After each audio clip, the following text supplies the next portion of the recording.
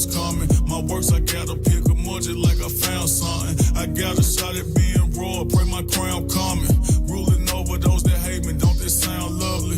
All praise to the Lord, the kingdom in my sight. I see the evil, but I'm more so focused on the light. To hell, we're going through the most, I wanna move like Christ. Moving in this truth of war won't, cause all I do is fight. Ask it like Captain Amaziah, how your war going? You overcoming, know it's you about to lead the army. The words speaking for themselves, so we don't need assumptions. No giving up in this truth, but just keep it running. Killing parts of myself, although I'm feeling fine. Rather die for the truth than live in a lie. This the way I plan on dying, I made up my mind. All I can see is the kingdom like I'm hypnotized. Surrounded by my enemies, boy, I live a life. Sacrifice it all for Christ, I ain't thinking twice. Remember nights, having thoughts that I ain't living right. Hypnotized by the truth, the kingdom in my sight. A whole lot. This time I ain't bailing out. No, I can't switch it up. Gotta do this here till I die. Nowhere to run to. Who can come save me now? I call on my Savior. Lord, please help me now. I've been on my knees, Lord. Been praying for a while now. Lord, please lift me up. Sometimes I wanna cry. My enemies after me. Had a dream that I almost died. My past be hunting me. These demons, they don't die. I look them right in the eye. Sometimes I feel hypnotized. I feel like I'm paralyzed. I don't wanna die. Stuck in the whirlwind. I'm facing reality. My demons, they after me. These demons, they after me. They chasing me. Killing parts of myself, although I'm feeling fine. Rather die for the truth than live in a lie. This the way I plan on dying, I made up my mind. All I can see is the kingdom like I'm hypnotized. Surrounded by my enemies, boy, I live a life. Sacrifice it all for Christ, I ain't thinking twice. Remember nights, having thoughts that I ain't living right. Hypnotized by the truth, the kingdom in my sight. Run to the kingdom, what I'm pursuing, pray what I'm going through. Turn me into a good steward, gotta be faithful. Got loyalty to his movement, cannot be hateful. Or he'll come me with the foolish, know what I run to. The kingdom, what I'm pursuing, pray what I'm going through. Turn me into a good steward, gotta be faithful. Got loyalty to his movement, cannot be hateful. Or he'll come me with the foolish, pray what I'm going through. Pray what I'm going through. Know what I run to. Gotta be faithful. Cannot be hateful.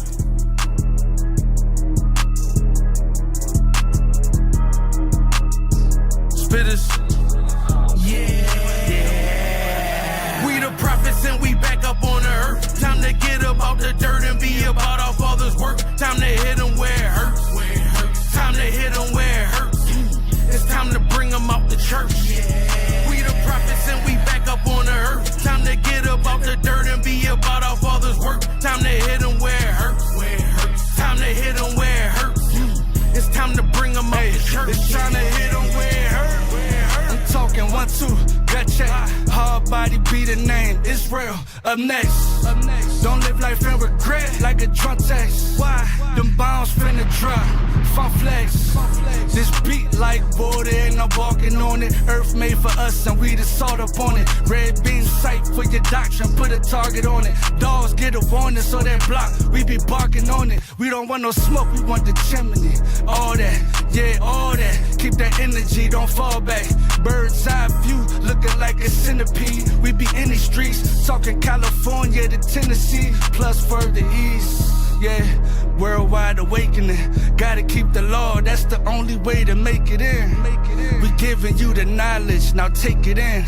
These pastors too foul, call it flagrant. We the prophets and we back up on the earth. Time to get about the dirt and be about our Father's work. Time to hit them where it hurts. Time to hit them where it hurts. It's time to bring them out the church. We the prophets and we back up on the earth. Time to get about the dirt and be about our Father's work. Time to hit them where it hurts. Time to hit them where it hurts. It's time to bring them out the church. The king is on the way, you don't believe me, then go look it up. He coming with the flames, I pray he keep me when he cooking up. Growing up, the only thing I heard I wasn't good enough. I got up on this earth, I know my worth, so now it's looking up, okay. Ay, what they talking about. If it ain't about reclamation, tell them boys go walk it out. If they talking defamation, we gon' take the garbage out. Building up our reputation to the low, we calling out. My people different, but the truth is missing. Hard to hear, so they never listen. Pull the script and they get to tripping. Word hitting harder than Sunny, listen. Nothing worse than a scummy Christian. They'll snake you out if the money mentioned. Protect your neck, look for redemption. We ruling next, so let's get to fishing, okay. The Lord been making a way. The prophets is back, by the way. We putting the sin on display. They been leading my people astray, oh God. I'm hoping you heard what I say. The kingdom is coming to stay. The wicked been counting his days. No control that we not for the play, the prophets and we back up on the earth. Time to get about the dirt and be about our Father's work. Time to hit them where it hurts. Time to hit them where it hurts. It's time to bring them out the church. We the prophets and we back up on the earth. Time to get about the dirt and be about our Father's work. Time to hit them where it hurts. Time to hit them where it hurts. It's time to bring them out the church.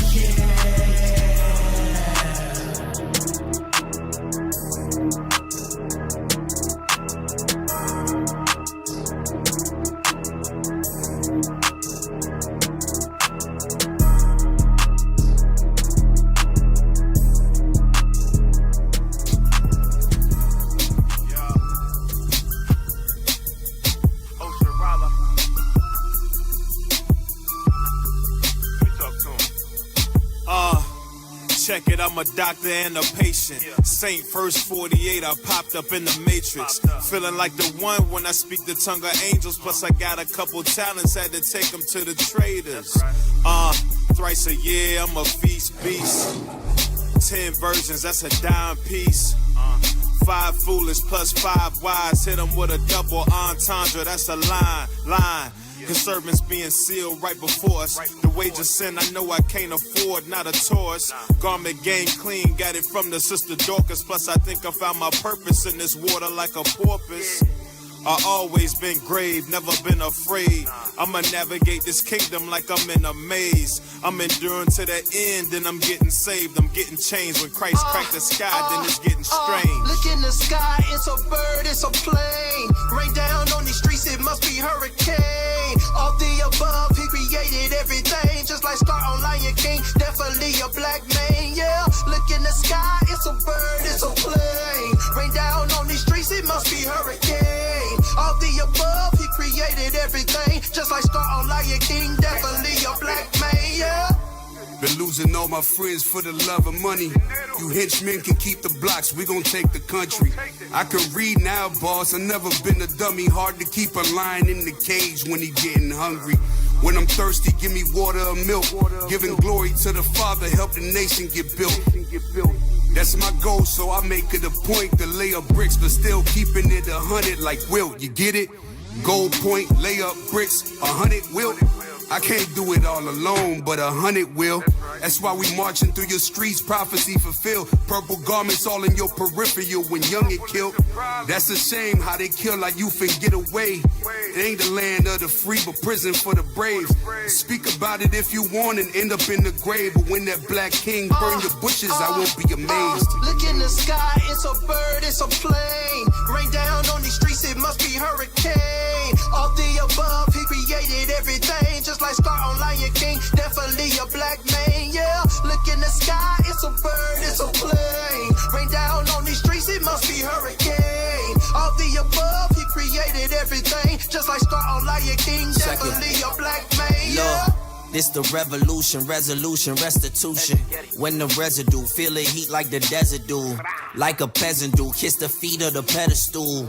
Like letters do, cross a T when my weapon move.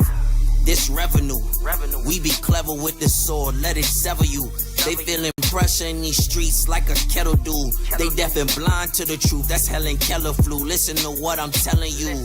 The black guard coming back with the heat. We in the hood teaching all niggas change your belief. We much more than the gang life, puffing the weed.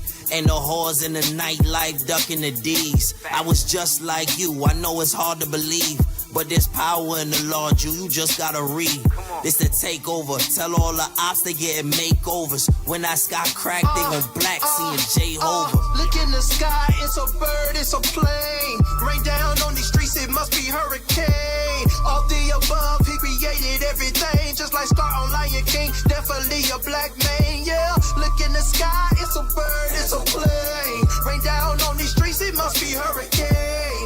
be above. He created everything, just like Scar on Lion King. Definitely a black man. Yeah.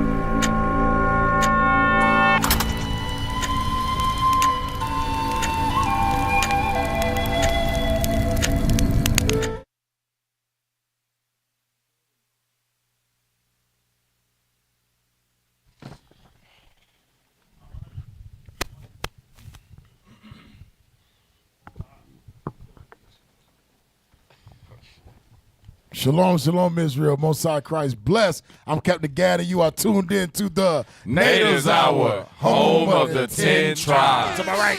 Officer Hasadai. Officer Jair. Officer Jonah. Officer Jackanon. All praise to the Most High. Hey, welcome back. Welcome back to the Natives Hour. All right. Pull up the thumbnail. We got a lot to go over tonight. Let's go. All right. Hey, can you turn me up a little bit? Is this how it was last week? I ain't gonna. I can't hear myself talk, man. We need headphones, bro. We need some headphones in this thing, man. I can't hear myself talk, man. Come on. I gotta hit a power, man. When we read, we gotta hit a power, huh? Yeah, man. Turn us up, man. Let's go, man. Come on, bro. Hey, part 2. There we go. Come on. Right. Colorism and anti-blackness. Huh? That's too loud? What'd you say, Alamar? Oh, man. Can you speak? Sheesh. Ain't no sisters there. Colorism and anti-blackness in Latino communities. The biblical truth. For those that were on last week, watched this or whatever, you tuned in, whatever. Last week we went over this with the sister Ashley Gonzalez, right? From the Houston Police Department. And she kind of shed a light. And us, we know what the scripture said about the beef between the southern and northern kingdom, which is the southern kingdom of Israel is the so-called American blacks, so-called Haitian blacks, Jamaican blacks, the West Indies. All right. The northern kingdom is the so-called Hispanics and Native American Indians. There is beef between the two because we don't realize who we are today. We don't realize we are brothers. We are sisters. We are family. That's who we are. We all come from the same father. Our father is Jacob. We come and say father. Hey, before we start, shout out to the bishops, the deacons, those that have been laboring in this truth for many, many, many years. That's right. Yeah. Shout out to you great men. All right? All praise to the Most High. Yeah. Hey, let's get, but first, before we get into the Hispanics too, before we get into the Hispanic community, I want you to pull up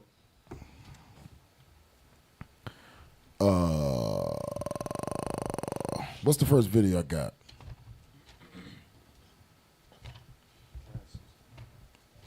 Yes. I want you to play this video. Now, I want y'all to look at this video. We're going to let it play. Play it from the beginning. We're going to let it play. And I want you to ask yourselves, where is this location at? I want you to ask yourself, what do you think they are right now? Where are they right now? Play the video.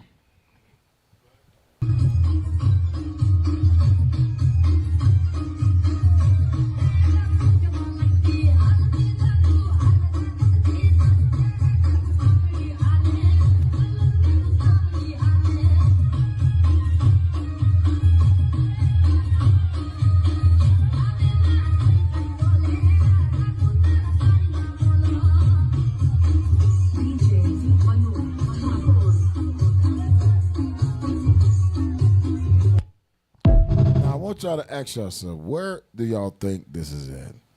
If brothers, I want y'all, if y'all didn't know anything, where would you think this is at? I would definitely say that's Aurora, Colorado.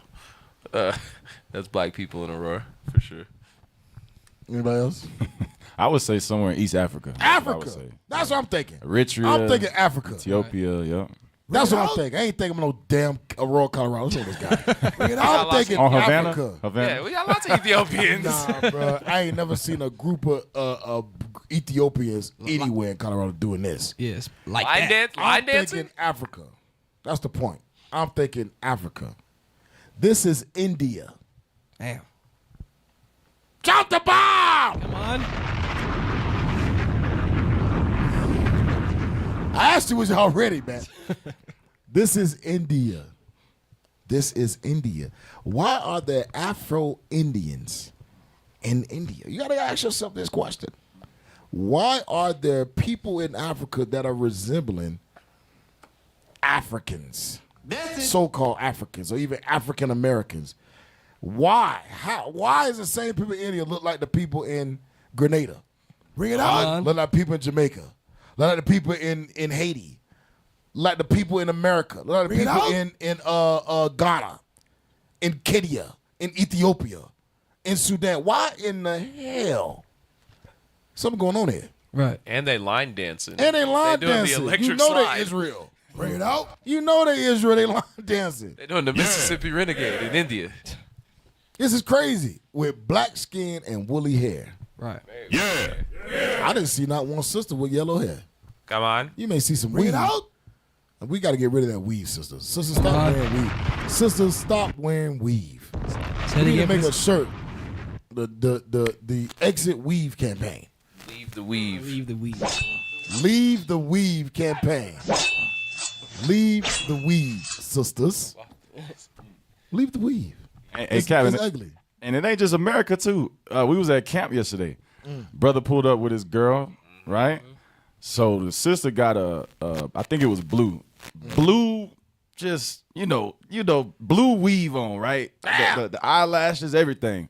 So I'm thinking, okay, the brother was from Congo, but the sister, I'm thinking the sister, like, a sister from America because of the weave and just, I said, where y'all from? Congo? Oh, where you from? Burundi.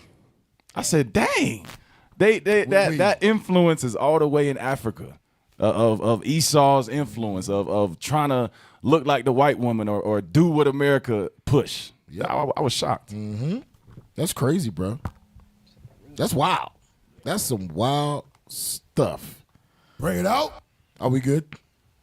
We up? Y'all all right? Yes. Let's I go. look worried for some reason. I don't know Nah, this guy. never worried. Let's go. It's in Aurora, Colorado.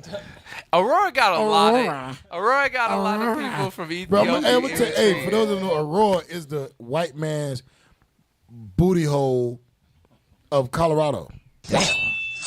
Because nothing but niggas, excuse me. Can I say niggas? Yes, you can. Why not? Nothing but niggas Come live on. there. White man's booty hole. Just crap out niggas. Hey, where you from, Australia? the niggas activate. They crawl out of the shit skin. Oh, And they just go around. I don't know that you can say that word. I can't say that. Shit skin. All right, I'm sorry. All right, let's move up. Hey, somebody said my mic is low, bro. Come on, Alamar. Somebody said my mic is low. Check. Turn me up, Alamar. Check. All right, so you got Afro Indians, right? I don't know how to say that word. Say it, has it down. Gujaratis. Gujaratis, right? So I want you to pull up the next. Matter of fact, get Deuteronomy 28 real quick. Deuteronomy 28:64 real quick. The book of Deuteronomy, chapter 28 and verse 64. Let's go. And the Lord shall scatter thee The Lord was going to scatter who? The Israelites. Go ahead. among all people. How was we scattered? We were scattered through slavery. We were Bring it scattered out. through slavery all across the world. Go ahead. From one end of the earth, even unto the other. Pull up the sign. Pull up the sign.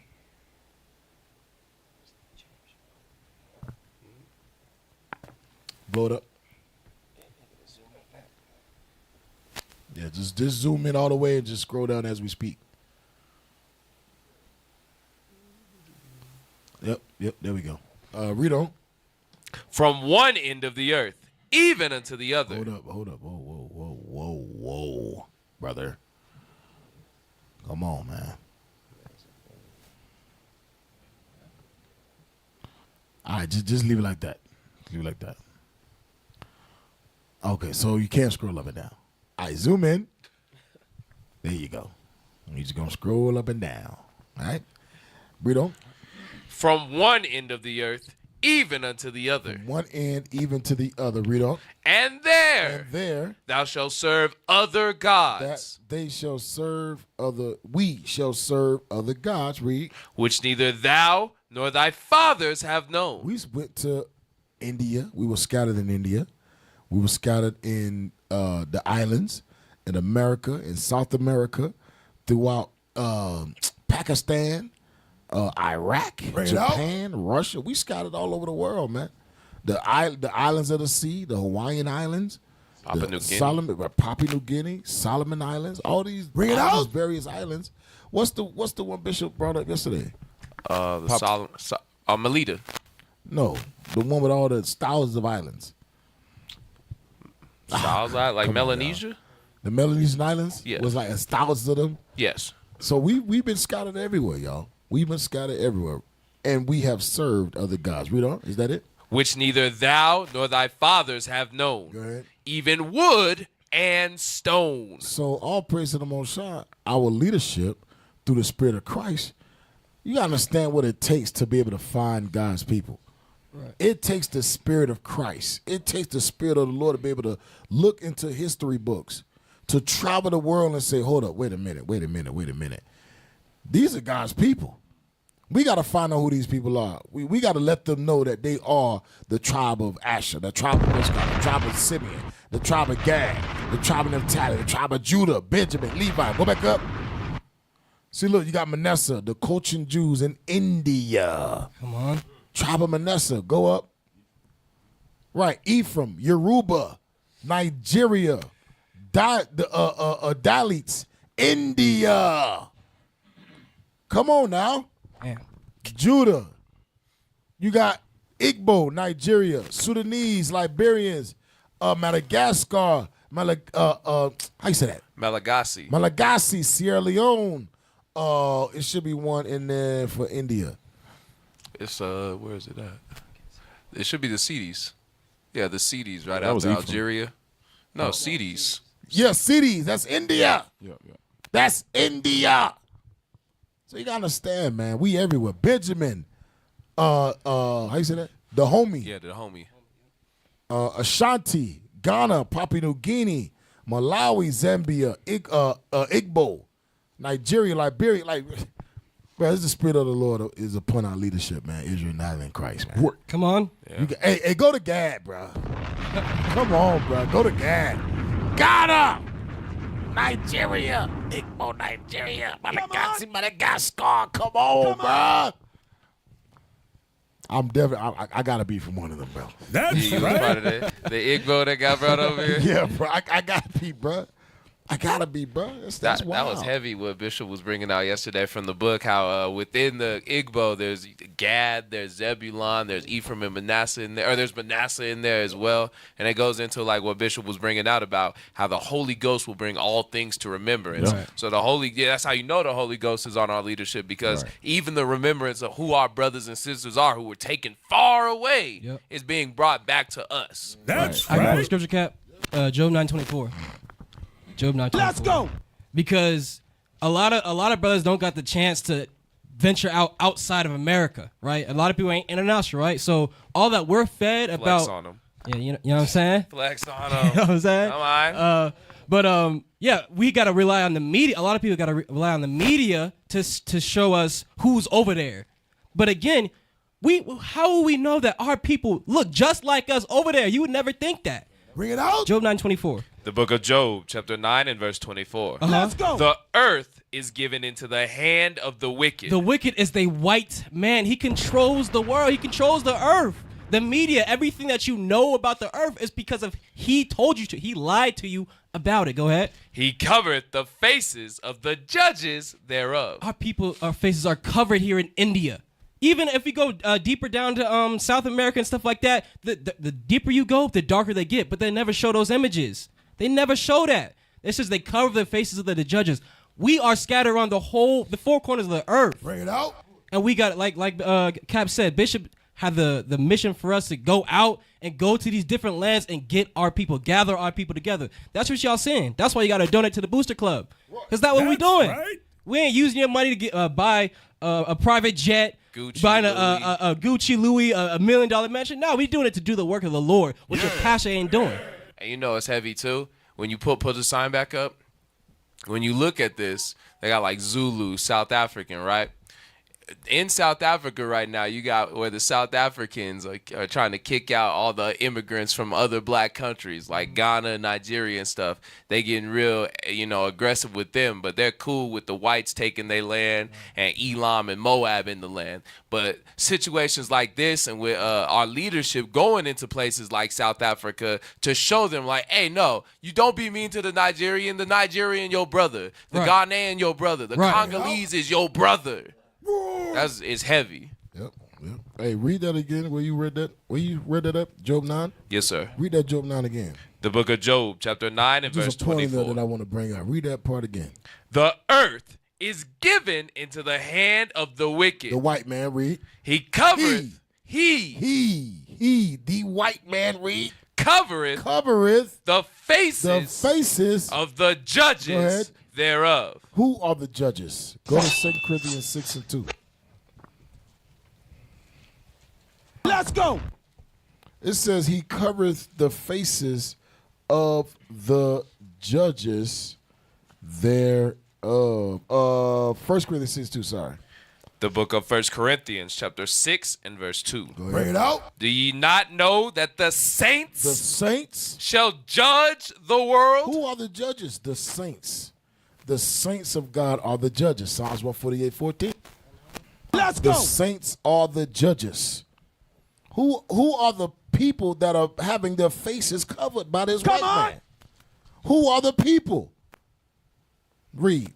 The book of Psalms, chapter 148 and verse 14. Come on. He also exalteth the horn of his people. Of his people. The praise of all his saints. All the Lord's saints. Even of the children of Israel. The Israelites are God's saints. Therefore, the Israelites are God's judges. Come on. And the faces that are being covered are God's judges. That's why they label them all these things. But you got to understand, this white man going to have to kill us, man. Right. They like, what's wrong with these niggas? These niggas ain't just here in America causing hell. They going to Africa and they trying to wake up these people that I have utterly destroyed. Bring it out. I done took their gold. I done took their silver. I done took their They diamonds. Come on. I done took everything that they can think of. And these niggas in America is going over there and telling them they actually God's people. Come on. This white man has covered our faces. In Africa, the depiction of Jesus is white. Right. On a black continent, the picture of our Lord and Savior is white. What? Moses, white. What? Paul, white. What? The angels, white. That's covering the faces of the judges thereof. And now, the Lord put a spirit on our leadership to say, wait a minute, no more. No more. Now we got the proof on who's who. We got the proof on who's God's people. Hey, thank God for this truth. I'm telling you. Because, Cap, they've covered the faces of the judges so much to where a lot of the people from these countries, like the other the other races, when you ask them, how's the black population in India? How's the black population in Japan? A lot of them will act like black people don't exist there. Right. I've asked. Like, that's my favorite question. When I'm talking to somebody like from another country, I'm like, is there black people there? Like, how is the black population? How are they treated? And 9 times out of 10, they will act like there is not one black person there. Bro, that's how Australia was. Yes. When you look at the TV shows in Australia, everybody's white. Yes. Yep. Everybody know the greatest Australian that walked the planet, Steve Irwin. What? The crocodile hunter. Everybody knows Steve Irwin. But how did Steve Irwin get to Australia? Why the hell Steve Irwin in Australia anyway? Bring it out. Nobody asks that. Australia was occupied by the indigenous black people, the Israelites. The white man came over there, was sent over there as prisoners, actually. Criminals. They were sent, the worst of the worst was sent to Australia because all the doggone prisons was overfilled. Sent to Australia. That's why Australia white dudes are the worst type of people. They really are. They are the worst of the worst, and they are the ugliest people on the face of the planet. Come on. Orcs.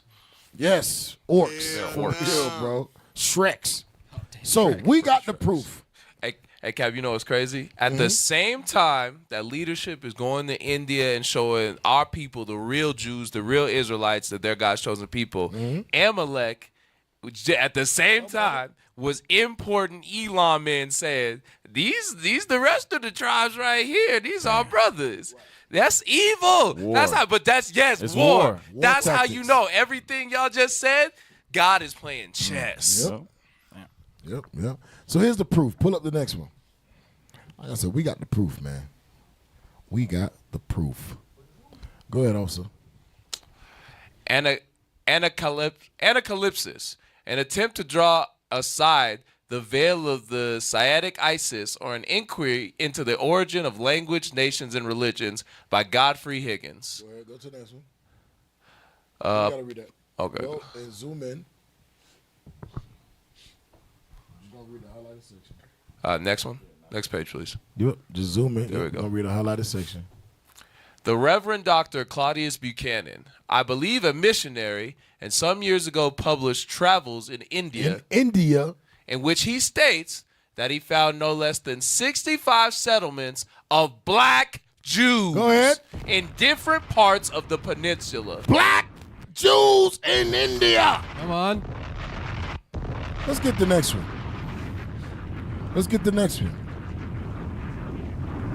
Go ahead. Light and Truth, the Bible and ancient... Because India right now, they giving our brothers hell over there. They giving our brothers hell over there because the white man don't want them to wake up. So the Elamites, who's a part of the Catholic Church, and even some of our own people, just niggas, Bring it they out. coming against the brothers over there. But little do you know, it's too late. Come on. It's too late. Come on. The word of God will prevail. Go ahead. Officer. Light and Truth, collected from the Bible and ancient modern history. Universal history of the colored and the Indian race, from the creation of the world to the present, by Come on. R.B. Lewis. Go to the next page. You're just going to read the highlighted section. The Israelites, the Hebrews or Israelites? The Hebrews or Israelites, the Jews. He shall assemble the outcast of Israel and gather together the dispersed of Judah. The dispersed of Judah. That's scripture. Read on. The black Jews of Koken. The black Jews of Koken. In the East Indies. In the East Indies. Go ahead. Dr. Buchanan gives an account of. Go ahead. The Most High speaks of gathering his ancient people from the East and from the West. Dr. Buchanan informs us that the black Jews have a tradition that they arrived in the East Indies not long after the Babylonian captivity. And he that's it. That's it on that. So go to the next page. That's the Persian captivity right there, right after Babylon. Dang. Go to the next page. Watch this. The black Jews at Hindustan in Asia have descended from the 10 tribes. The black Jews in Hindustan in Asia have descended from the 10 tribes. Read. They call themselves Jews. Go ahead. The Jews have been strict to retain the knowledge of their descents. Go down. Mr. Largan gives the following account of some people discovered by him in Hindustan. Hindustan. Go ahead. Read one. 1. These people in dress and manners resemble the natives so much as to not be distinguished from them, but by attentive observation and inquiry. Go ahead. They have some Hebrew names. They have Hebrew names. With local terminations. Go ahead. Some of them read Hebrew. They read Hebrew. And they have a faint tradition of the cause of their original exodus from Egypt. How would they know this? Go ahead. They circumcise their children. They circumcise their children. They observe the Kippur, or Great Expiation Day of the Hebrews. Watch this. They call themselves Jehudi. Jehudi means Judah. They call themselves Jehudi, which means Judah. Go to the next one. Go up. Oh, no, you're good. They expect the Messiah, and that when he comes, he will go to Jerusalem, whither they shall return to be dispersed no more. Sails of Hope, The Secret Mission of Christopher Columbus by Simon Wiesenthal. Amalek. Yeah, all these books are written by white people, yo. Who know your history. And so we can conclude that after the landfall in America, the first words addressed to the natives were words of Hebrew. Come on. Curiously enough, Vasco da Gama was to repeat the experiment a few years later. In 1497, while the expulsion of the Jews from Portugal was underway, da Gama took him on his voyage to India, around the Cape of Good Hope, an interpreter of Hebrew.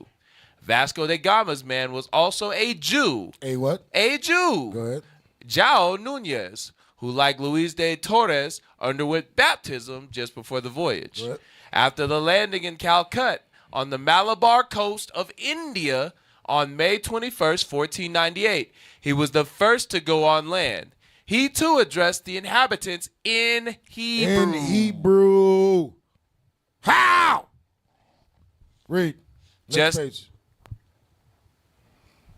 Just as Luis de Torres had done 5 years earlier. What's this? Marco Polo had already mentioned the presence of Jews on the Malabar coast. Go ahead. The so-called Pepper Coast, and what is at present the Indian state of Kerala. There are Jews in India. There are black Jews in India. So why y'all mad? The Great Awakening is happening. It's time to jump on the ship. Yeah. It's time to jump on the chariot. The Great Awakening is happening. Hey, I just sent the video. The last video I just sent it. Play that video. Play that video. Because all this is gonna tie in to the show. It's gonna tie into the show. Let me know y'all ready, Adriel. Cap, it's crazy to know that the white man never showed you that. When they show you India, they never show you the Afro-Indians. They never show the Afro-Iranians. They never show that. All they show is the 1, 2, 3. That's all they show. Watch this. Play that. Watch this. Pause it. Mind you, this gonna tie into the show. This gonna tie in. I want y'all to pay attention. This is India. Play it. Hit the button. These are Brahmins. The highest rank in India's caste system, mostly light-skinned are. India has a how you say caste? Caste system. Yes, India has a caste system. I want y'all to pay attention. India has a caste system. Go ahead. Skin color serves as a core symbol of their status. They hold religious and divine authority. Enjoying top-tier privileges, such color prejudice still persists in Indian society today. These are Kshatriyas, the second highest rank, mostly light-skinned. They are the military and political aristocracy. That's why when we went to Kenya, and all of the shows were Indian shows. All of them. In the hotel, every show was Indian show. And all the actors was that color. Bring it out. The men and the women, it was all light-skinned. It was Indian shows in Kenya. Go ahead. Wielding royal and military power allied with Brahmins to monopolize secular rule. They were the core of secular power in ancient Indian society, second only to Brahmins. These are Vaishyas. The third rank, mostly medium-skinned common Aryan people. They mainly engage in agriculture, industry, commerce and trade. They have to support the upper two ranks, possess certain personal freedom, and form the main body of production and trade in ancient Indian society. These are Kshatriyas. The fourth rank, mostly dark-skinned. What y'all notice? Bring it out. Is that the lower the rank is, the darker the skin is. Right. The higher your rank is in society, the lighter your skin is. The lower your rank is in society in India, in the caste system, the less power you have, the less money you have, the poorer you are. Right. Bring it The out. worst type of jobs is what you do. Message. And that's so you telling Cass, you saying it's the same process. Come on. In Latin America. Come on. In Mexico. Come on. As they doing and did in India. India. And just like you said, Cap, your skin color determine your opportunities. Yep. And then they turn around and say, just pull yourself up. By your own bootstraps. It's because you're not working hard. That's crazy. The white man run the same play no matter where he at. You Crazy. mind if I pull a scripture, Cap? Go ahead, y'all. Give me Revelations 13 and start at verse 1. Let's go. Because like you said, even though we know the white man's whole goal, going back to Officer Jair's point from earlier, is to put down the Israelites. No matter if we in India, if we in America, South America, Central America, his whole goal is to keep us down. But the whole world has to consent to that evil in order to make the system work. Watch this. Revelations 13 and 1. Revelations chapter 13, verse 1. Let's go. And I stood upon the sand of the sea and saw a beast rise up out of the sea. This beast is the white man. This is Esau. This is his rule on earth. Go ahead. Having 7 heads. That's his kingdoms. Go ahead. And 10 horns. Those are the common markers. Come on. And upon his horns 10 crowns. And upon his heads the name of blasphemy. Because the white man only speaks against God. That's why he can push that blasphemous image of Caesar Borgia, whether it be in India, because we saw when Captain Zakar went out there, he had to smash down those idols and have the people burn them. Right. Or whether it be in South America, in Central America, here. Jump to verse 7. Revelation 13 and verse 7. And it was given unto him to make war with the saints. Just like we read, he covers the faces of the judges, the saints. That's who's ruling. The saints, the Israelites are the judges. Read. And to overcome them. And when he overcame us, when he defeated us in war, just like we just read, how he cast us out of Portugal and Spain, he cast us out of our rulership. No matter where we was, he overcame us. Read. And power was given him over all kindreds. Over all kindreds. So not just the Israelites, Elam too. Meaning if you want to rule or you want to deal in this white man's world, you have to get down with his white supremacy. Right. That's why that caste system looks like that. And at the bottom, you are always going to find the Israelites. Hey, that's heavy, bro. That's heavy, bro. Say if you want to get down with us, you got to look white.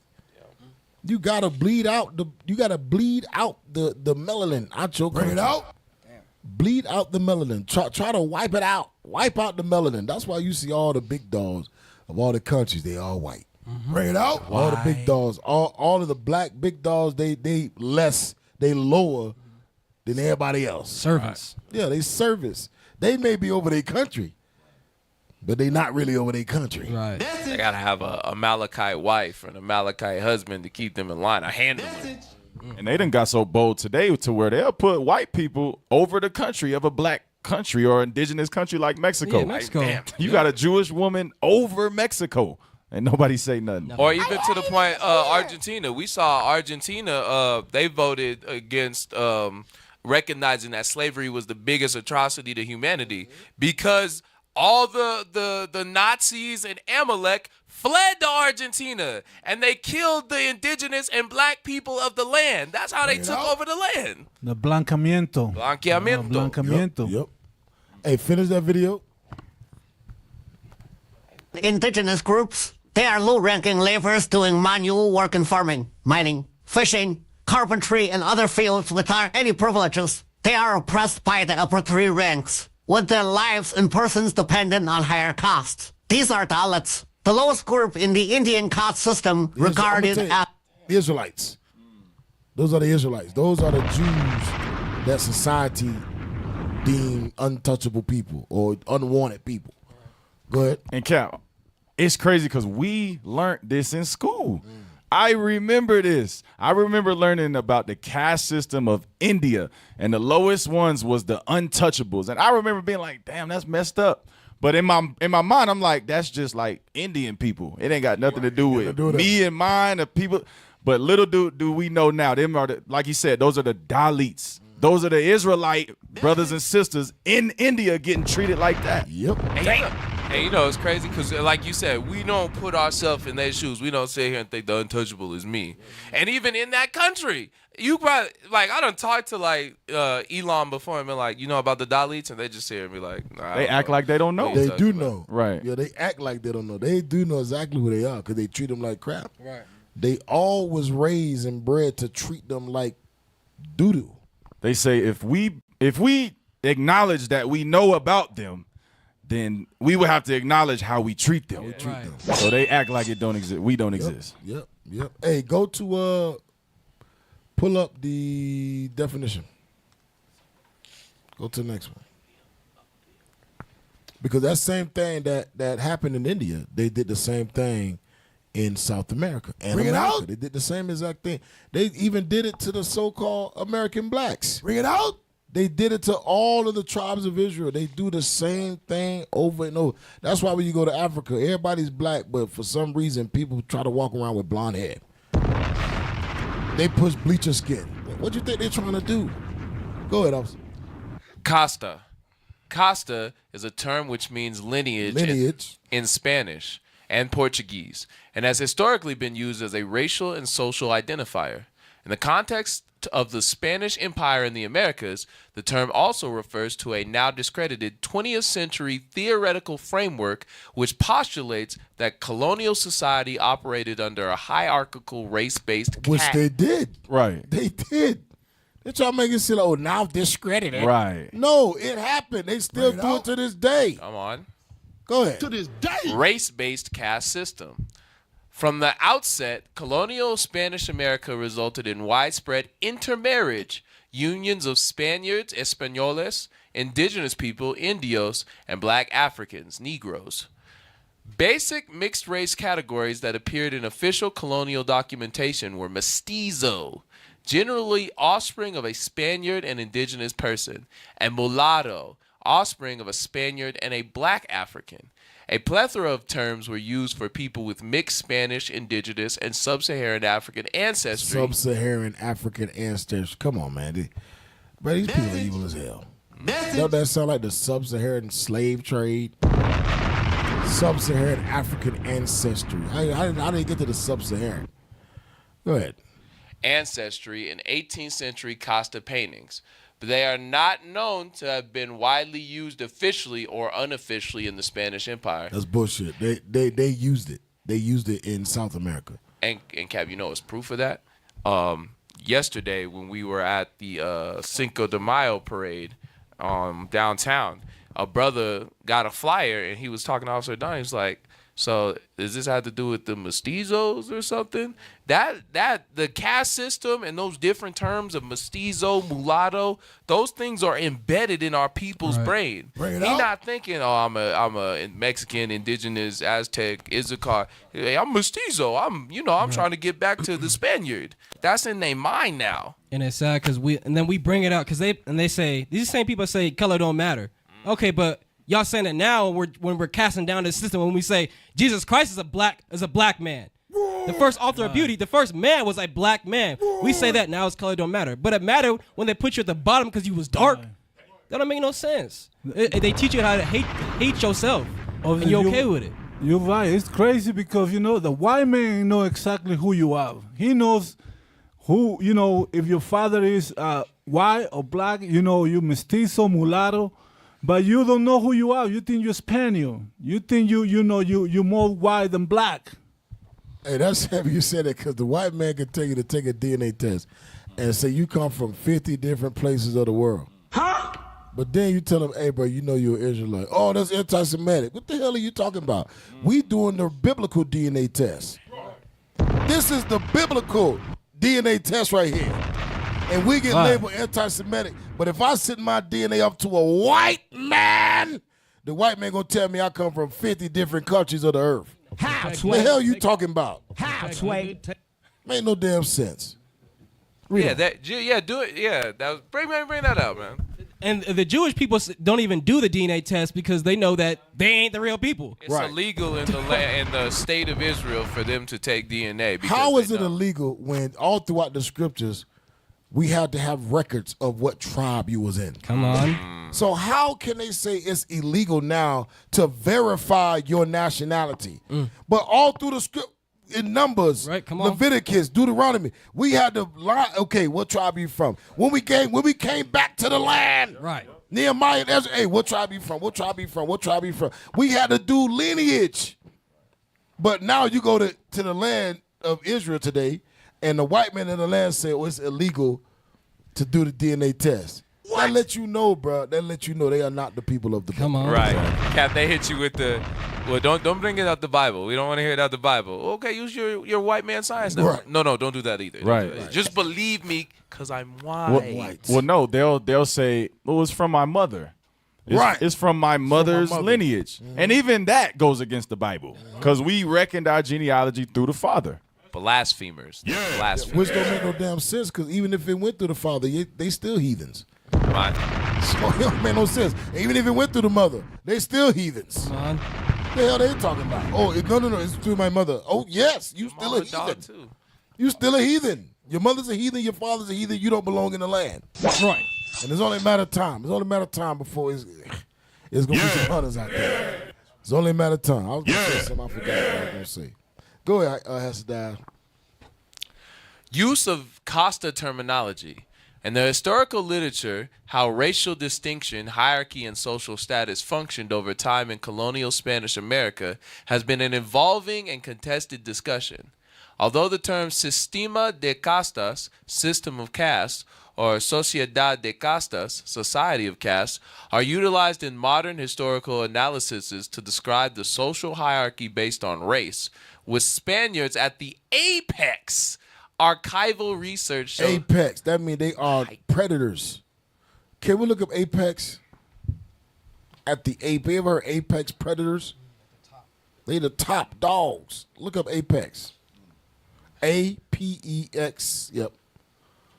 Read that. apex. The uppermost point. The uppermost point. They at the top of everything. Go ahead. The narrowed or pointed end. Number 3. Number 3. The point of sharpest curvature in a path. Sharpest curvature in the path. Go down. You want there more? number 2? Yeah, go ahead. Read it. Number 2. The highest or culminating point. That's the highest. That means you can't get more higher than the white man.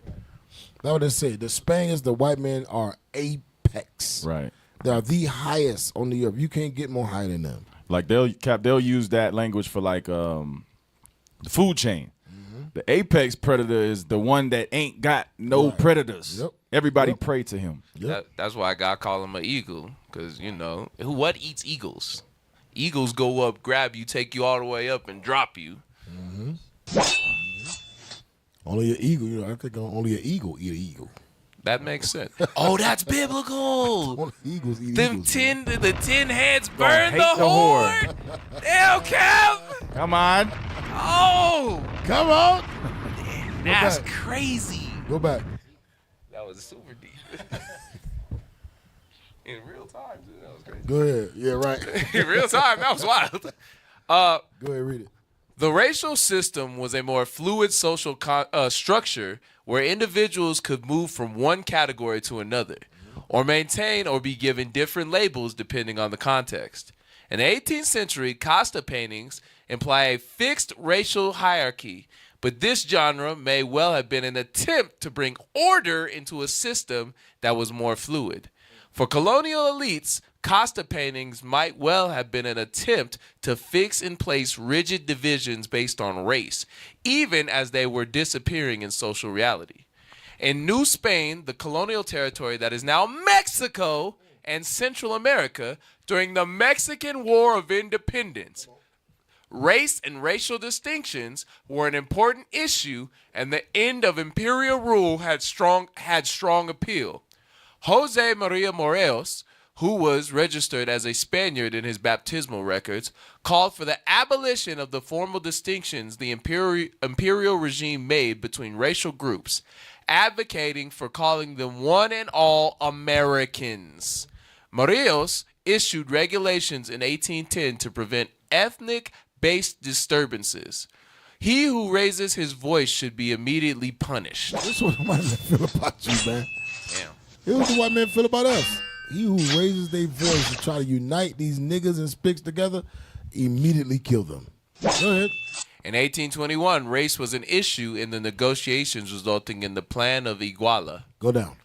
Go down. Let me see if I want none of this. Go down.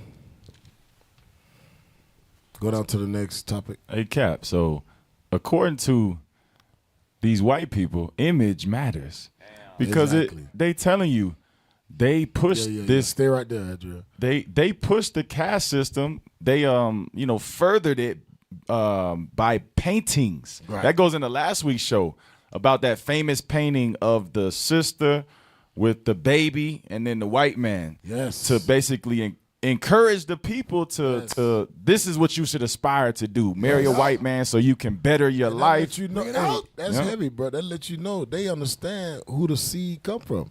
Right. They understand what your nationality is based off of your father. They understand that. Yep. They understand. They say, hey, all you African slaves, all you indigenous slaves, get you a white man and have babies with him to make the race better.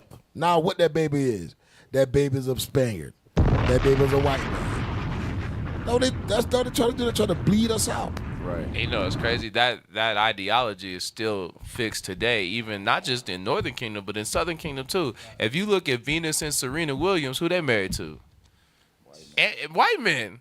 And they know that all their resources, all their wealth, when they die, because eventually them white folk gonna kill them, goes back into the white community, not to they black kids. If they had a black man, They ain't got no black kids. if they all they kids, yeah, right. All they kids is Amalek. white boys. Message. All they kids is evil, and they all gonna be put to death. It is what it is. They all gonna be put to death when Christ returns. It is what it is. switch. Read that. Purity of blood and the evolution of racial classification. The systems of castas was based on the concept of purity of blood, limpieza de sangre, an idea which developed in Spain and spread through the Spanish Inquisition. That's why you talk to a lot of Mexicans. I'm Spaniard. I said Spaniard. How do you say it? You know? A Spaniard. Spaniard. Yeah, I'm a Spaniard. Spaniard. No. I know black. Yeah. No, I know no, blah, papi. blah, No, papi. I know blah black. like these, I blah like We these. spoke to a brother. Remember that older brother in Pueblo? Yes. And he said he's Spaniard. Like, man, yo, look at them ears. I forgot who I was talking to. I said, man, look at your ears, bro. You are Mexican. Your ears are black. Look at your ears, but look at that nose. Them, you know, Mexican men, they have them distinct ears. Big bro. ears and the Yeah, bro. Yeah. Kind of like Yakina. You know what I mean? Right. Like, you are definitely Israel, bro. Zoom in. Bring it out. Yes, sir. Yes, sir. No praises. No You are praises. definitely Israel, bro. You know what I'm saying? This brother, no. I spend you. I forgot who was teaching. I think you was teaching, John. I forget. Nah, it was Habakkuk teaching. Habakkuk was teaching, and Habakkuk was like, yeah. This is Jesus Christ. Jesus Christ is a black man. Yeah. Jesus Christ is a black man. Yes. He said, was "What are like, you?" No. Habakkuk asked, what color Jesus? Jesus is white. Jesus, no, man, Jesus is black. He said, no, I got to go. What in the hell? I spend it. Man, your ass is Mexican, man. What the hell you talking about? Okay. And they get offended when you tell them Christ is black. They feel like, you cuffed them out. You know what I mean? But Donald That Trump person- don't like your ass. They Right. don't like you. You know what I mean? They want to get rid of you. Hey, bro, we're gonna get into that tonight.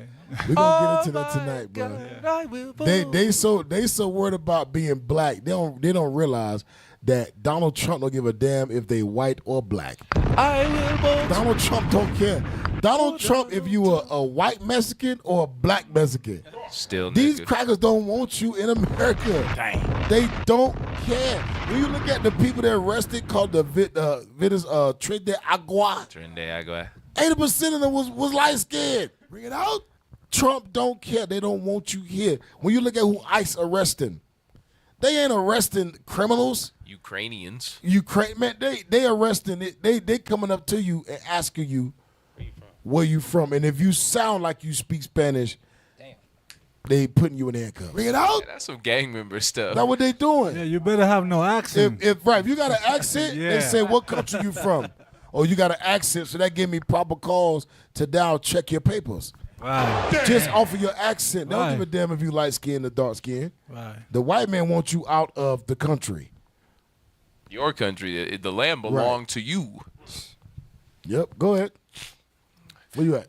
The idea of limpieza de sangre is directly linked to religion and notions of legitimacy, lineage, and honor following Spain's reconquest of Al-Andalus. The Inquisition only allowed those Spaniards without Jewish and Muslim backgrounds to immigrate to Latin America. Come on! Although this Wait a minute. prohibition... I thought they was the Jews. I thought the Spaniard white people was Jewish. So that's telling you they not the Jews. That's telling you in order to assimilate and be accepted, you couldn't be a Jew, meaning the black Jews that was there. Come on. To Latin America, although this prohibition was frequently ignored, and a number of Spanish conquistadors were Jewish conversos Converts. and moriscos. Hold up. Converts. Like you said, Officer Jonah, they ain't the guys. They not the real Jews, but they came over here. Ponce de Leon, guess what Ponce de Leon was? A Jewish man. Christopher Columbus, a Jewish man. Hernan Cortez, a Jewish man. They all was Jew. They all grew up together. Bring it out. They all was convert Jews. That let you know. So who are the real Jews? The same people that they conquered. The same people that they went and mutilated and murdered and raped and robbed and murdered. We are the Jews. Yeah. Go to the next one. Yep. Go to the next one. Global. The next link. Make sure you guys like, share, subscribe. IUIC Denver in the classroom. Make sure you donate to the Booster Club. You see the mighty works getting done. It can't get done without you. Also, we helping our people in these different countries. Like, we doing legitimate work. Making sure they have food to eat, places to stay, toilets. Teachers, yeah. To read, literacy. We affecting literacy rates. Come on. What your church doing? Right. Touching little kids. Damn. Read that. So we're gonna read. You gonna go down to page 13. No. Read the title.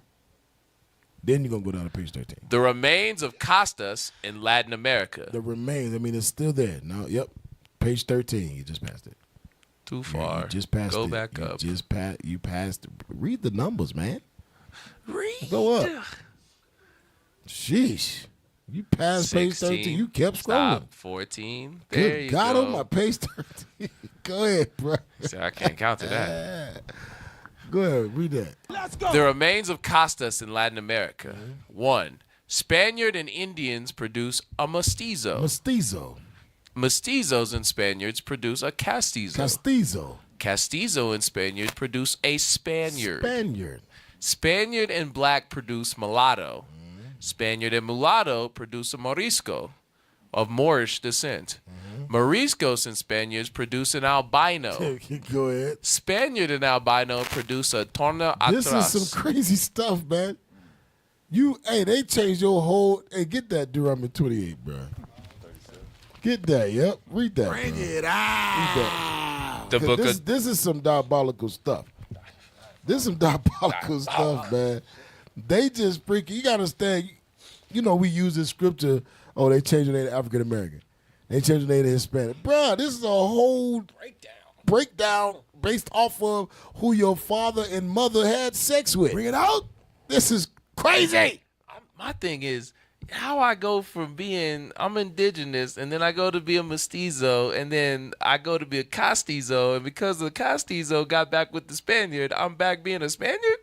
Bruh. How did that happen? What? Read the scripture. Deuteronomy chapter This is 2. crazy stuff, man. It's confusion. Yeah, right. Go ahead. Deuteronomy chapter 28 and verse 37. Let's go. And thou shalt become an astonishment, a proverb, and a byword, among all nations, whither the Lord shall lead thee. The Lord says we was going to become a proverb and a byword. Bring it out. That means our names will change. Our names will change. We'll be called outside of what God called us. Message. That's what that proverb. That's what that byword is. We'll be called outside of our God-given name. This is some diabolical stuff. This is diabolical, man. To have a whole breakdown, and not just break it down based off of it's not just break it down and resulting of like a tax bracket. This is a resulting of your whole purpose in life. Your whole, how people saw you, your opportunities, what you was able to do, what you weren't able to do. This is why in America, white people don't understand why black people get nervous when get pulled over by the police. They don't understand that. Why don't you just comply? I think one of y'all said last week. Why don't you just comply, Tyrone? Well, Tyrone complied last week and still got his head knocked up. Bring it out. Got a black eye head. He got a cut head. He almost got shot him and tased 20 times. They'll never understand this. That our skin color it caps off our opportunities. And in Cap, they also knew from that if we ever tried to come together, our differences in upbringing, you know, the differences in how rough we may have had it based on what category we was placed in, it would hinder us being able to work together. And they knew that, like, if they ever did try to come together, it would be division anyway. You know what I mean? You hitting it on the head, bro. You in the spirit, bro. Yeah. Come on. You in the spirit, bro. This system was created specifically for 2026. This system was created specifically for the Great Awakening. The white man knew that there will be a great awakening. The white man knew that the Lord will pour his spirit out on his people. Come on. And his sons and daughters shall repent. And Judah shall rise up and do what? Gather the nations back together, the Israelites. Go throughout the four corners of the world, teach them, y'all, the Israelites. The white man knew. So what he did, he said, you know, we got to tell them and we got to teach them generationally to hate each other. We got to teach them through generations to hate each other based off of skin tone alone. Bring it out. Dang. For the white man to say, hey, if a black man ever do you wrong, then you can hate him. That'll be a little different, because at least you'll give a black man the benefit of the doubt. Right. Give him a chance. The white man say, hate him just because he's black. That means you won't even give your brother a chance to hear him out in nothing he says. Everything he says is hatred to you. Everything he says is disgusting, is despiteful. Bring it out. Because you was taught generationally to hate your brother just because of his skin tone. Right. To this day. And you know, it's crazy. It's eerie the similarity between this caste system and Willie Lynch. Just like you're saying. And then Willie Lynch letter, it talks about, hey, this gonna stay in place and it's gonna keep moving by itself unless some, weird miracle happens, some phenomena happens. Cause like you said, Cap, they knew that this was gonna happen, so they're like, we gotta keep this in place. Highlight the differences. Highlight the differences. How the older against the young. The light skin gets the dark skin. The father gets the mother. Highlight the differences. Because even that goes into the colorism. That goes into colorism even in the midst of our nation. When I say nation, now I'm saying, okay, based off of the tribes, the tribe of Judah, there's colorism in the tribe of Judah, in the tribe of Benjamin, in the tribe of Levi. Inside of the individual tribes, there's colorism. Come on. So not only are they teaching us to hate each other as tribes, they teach us to hate each other within the tribe. Oh, dang, that's layers, Cal. That's layers, man. So we got to first get over the differences within our own tribes. And then we can see another tribe as, damn, y'all Israelites too? From Jamaica, from Trinidad, from the Dalits in India? Right. Damn. Hey, yeah, bro. Yeah. Layers, when you go to the Dominican Republic, you go to Mexico and all these countries, even in the midst of this country, there are light-skinned Dominicans, they're dark-skinned Dominicans. Right. They're light-skinned Mexicans, they're dark-skinned Mexicans. They're light-skinned Puerto Ricans, they're dark-skinned Puerto Ricans. And they have beef with each other just because they're light-skinned and dark-skinned. Even the gender war, even the black woman versus the black man, the Hispanic woman versus the Hispanic man. They keying on that. Like they're like, no, I don't want no type of unity, not ever under white Jesus. Hey, Cap, you want to pull up the page? I got the page. That Willie Lynch letter. Pull it up. Yeah, I'm gonna send it in the Azar group. Hey, that's why Charleston White said. He said that his elder told him, we don't believe all the views Charleston White, but he said something heavy. He said his elder told him, when black people get together, all we gonna do is end up arguing or talking about sports. But this highlights why. Like, it's layers mentally that we gotta go through first to even see each other as brothers and even have that mercy for one another. This is the only thing. This is the only thing that could bring us together. Cause the white man done put layers on our mind to hate each other, man. Hey, I was talking to the brother last week on the I forget his name. But I told the brother, because he was like, yeah, we need to come together and economically and all this other book crap. I said, okay, so we come together with black men, right? What is the SOP, the standard operating procedure that's going to hold us all accountable to the same thing? Bring it out. What is it? Because if it ain't the Bible, the black man ain't got a SOP. Roy. The black man ain't got a policy. The Hispanic man don't got a policy. Roy. You understand? We don't have policies that hold us accountable. That means, hey, the Bible says thou shalt not, it don't say if. It don't say thou shalt not only if you the boss, then you can. It don't say that. Thou shalt not goes for everybody that's reading this book. Thou shalt not. And we don't have that as a people. What we say, we only live once. YOLO, right? You only live once. Do as thou wilt. Get money. Right, get money. Get money. That's what we say. But what's going to hold you accountable? And I was thinking about this today on the drive home. What's going to hold you accountable, right? You got to understand, we are around men. That's why the greatest men on the earth is those that repent as an Israelite. Yeah. The greatest men on the face of the planet is those that repent as an Israelite. Because think about this, right? How crazy do you sound to a dude out there in the world that's smashing everything, walking? How crazy does this sound to say, bruh, I want to be so disciplined that even my eyes are in control? Bring it out. Think about that. A brother might say, well, ain't nothing wrong with looking. Nah, bro, I don't even want to look. Yeah, this dude is crazy. Bring it out. This dude's a lame. This dude's a lame. Right. Think about it, but think about that type of discipline. It's crazy. You tell a Negro that type of discipline in the world, they're going to say, nigga, you gay. Hey, that's what they said. That's what other camps say about us. Oh, you don't like multiple wives? Oh, y'all gay. Yeah, we gay now. What? Bruh. That's why it takes another level of discipline. And I say, Israel United, I ain't saying you got to be a part of the Israel IUIC to make it. Come on. But I'm saying, if you talk about discipline, this is the place to be.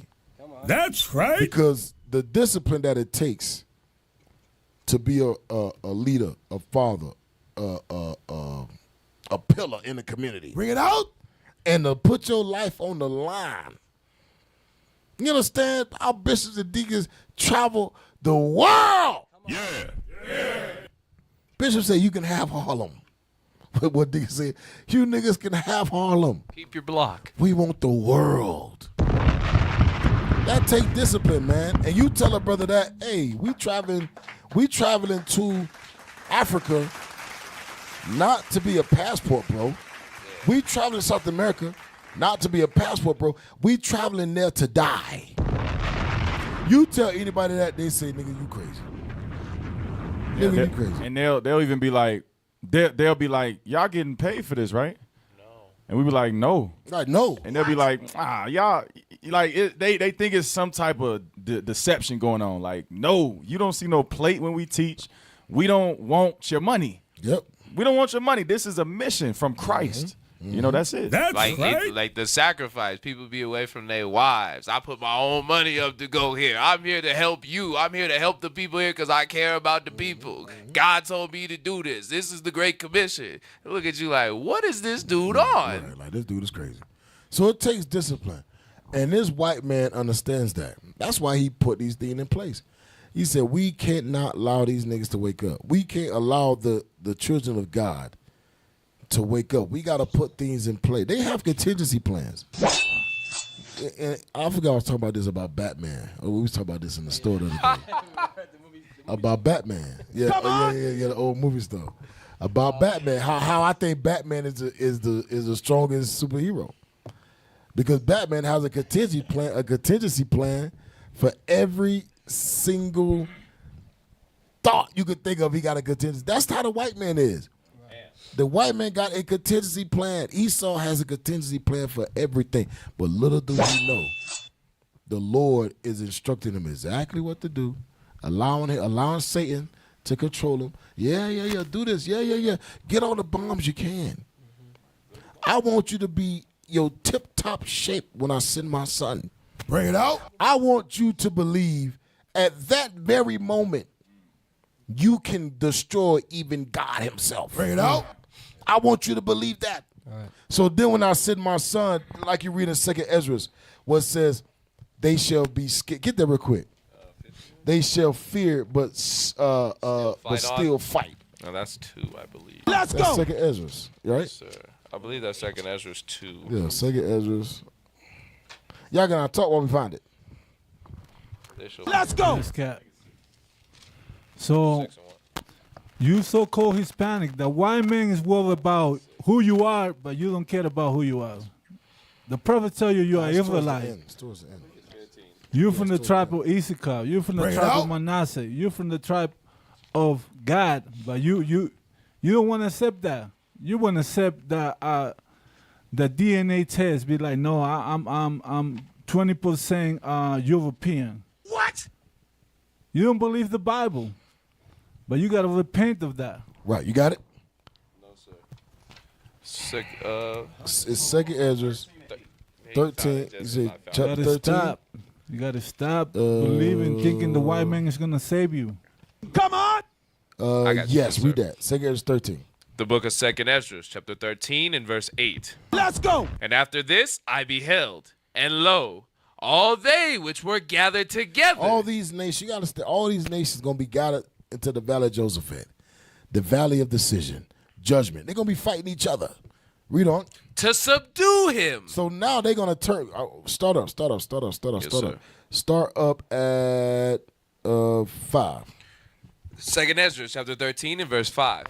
And after this I beheld, and lo, there was gathered together a multitude of men. A multitude of men, read. Out of number, from the 4 winds of the heaven. Go ahead. To subdue the man that came out of the sea. That came from the sky. That's what it's talking about.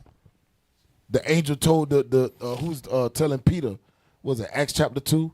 Yes, sir. When he told, was it Peter he was talking to? I forget who he was talking to. He was talking to the disciples. Yeah, he was talking to the disciples. Said the same way you saw him leave, he gonna come back. The same way. That means he's gonna come from the sky. Shout out to prophets. They know what you want. You know what I mean. Go ahead. Let's go. Come on. But I beheld, and lo, he had graved himself a great mountain and flew up upon it. Go ahead. But I would have seen the region or place where out the hill was graven, and I could not. And after this I beheld, and lo, all they which were gathered together. All they that were gathered, come on. To subdue him. To destroy, to try to fight Christ with. Were sore afraid. They was afraid, but what? And yet durst fight. And yet they still gonna fight. You gotta understand. You gotta understand what it takes. What type of pride it takes to say, I just saw Mike Tyson knock this nigga out. Bring it out. And I'm scared as hell. But I still believe I can beat him. Nigga, you crazy. Beyond crazy. I'm talking about Mike Tyson in his prime. Well, Mike Tyson just look at you and just. And you knew. Mike Tyson say, I don't want the money. Oh, man. He said, I want to kill this guy. Oh. Bruh. Mike Tyson, I don't even want the belt. I want your soul. I want your soul. I just want to hurt you. Eat your children. Yeah, Mike Tyson was crazy. Yeah. Any real dude be like, yeah, this ain't worth it, bro. Ain't worth it. I got a wife and kids at the house. You know what, Mike? You know what, Mike? You are the best. If you ever need anything, Mike, just let me know. Yeah, I got you. I put some money in your books. You know, when you go back to jail. What we fighting for? We brothers. Bro. Right, we brothers, bro. God says love your neighbor like you love yourself. Hey, give me that. Give me that. Give Put me the that, fist man. down. Give me that Leviticus 19, bro. God said we got to love each other, man. That's the problem. Now I'm showing you love right now, Mike. You trying to fight me. You know God said we the greatest. Give me Jeremy 7-6. You don't know God about said you a That's God. who you are? They be like, Mike Tyson, you actually a God. You a God. God says you got to get that Psalms. God says you are God's Mike Tyson. in the ring. Right, in the ring, bro. I'm taking the gloves off. I can read it. Get my Yeah, coach. hold up, Come read man. this Hold real up, quick. man. Hold on, stop. This ain't worth it, bro. Come on. Hey, but think about that. They gonna see Christ come from the sky and crack the mountain. Scripture say when he land on the mountain, it's gonna crack. The same mountain that Moses was on. It's gonna crack. Boom. And they still gonna say, yeah, we're gonna fight this guy. That's a crazy It's their thought. media. They be watching Independence Day. They think it's real. They think they finna win. Yep. But even in their mind, they be scared of one black person to where they gotta shoot an unarmed black man. You seen the greatest black person to ever live fly out of the sky, and he's not gonna be like a regular sized black person like me. He gonna be like he's not gonna look like no human. But you tripping? The white man tripping? Hey. Anyway, I don't know how we got to this, but The Willie Lynch letter. Yeah, yeah, the Willie Lynch. All praise. My brother, man. Yeah, Cassidy, Willie Lynch. Cassidy, all praise. So the white man know. The white man know. Let's Hey, go. read that. Read the Willie Lynch letter. Go ahead. The Willie Lynch Hey, letter. start on the other page. Nah, we ain't gonna read all the pages. Oh, okay. Yeah. We got a lot to get to, y'all. We try to get through all this stuff. Go ahead. We can't do a part 3. I'm sorry. There cannot be a part 3. Go ahead. Thanks. Go back. The black slave, after receiving this indoctrination, shall carry on and will become self-refueling and self-regenerating for hundreds of years, maybe thousands. To this day. Hold on. I'm sorry. Yeah, right, Sorry. right. Y'all know what self-regenerating means? If you ever watched Naruto or some anime about regenerate, about being able to heal something so it comes back alive, they saying that the black man and black woman will never let this die. When it says regenerate, read that again. The black slave, after receiving this indoctrination, Go ahead. shall carry on and will become self-refueling. Self-refueling. That means it's going to run out. To this day. But the black man, the slave, is going to refuel the indoctrination. They're gonna keep it going It's themselves. going to keep it Damn. going themselves. It's like, damn, we about to run out of hatred. Don't worry, they Put got some more hatred in that truck. Put some more hatred in his hood. Put some more hatred in his house. Put some more, damn, there's peace in here. I hate it. Gotta have hatred somewhere. That's why some dudes just hate being peaceful like this guy right here. Peace don't know. This guy don't know peace. He want problem always. War. Just contention. Say, did we just agree? Right. Like, hold up. Hey, hold on, bro. Hold up, bro. Hey, back up, bro. Right, What's I up? don't know about you, bro. I can't trust no brother that agree with me. Right. I agree with people sometimes. It's not I can't always- trust no dude that always agreeing with me. What's wrong with you? Would you try to set me up or Right. something? You up to something. Hey, but that's the black thought. That's the I indoctrination. don't like that. Hey, you from Aurora, bro. You want to talk about Aurora so damn bad. Roy is Willie Lynch. Then it say becoming self-generating. That means your children will be born and bred into this doctrination. right. That means in the womb.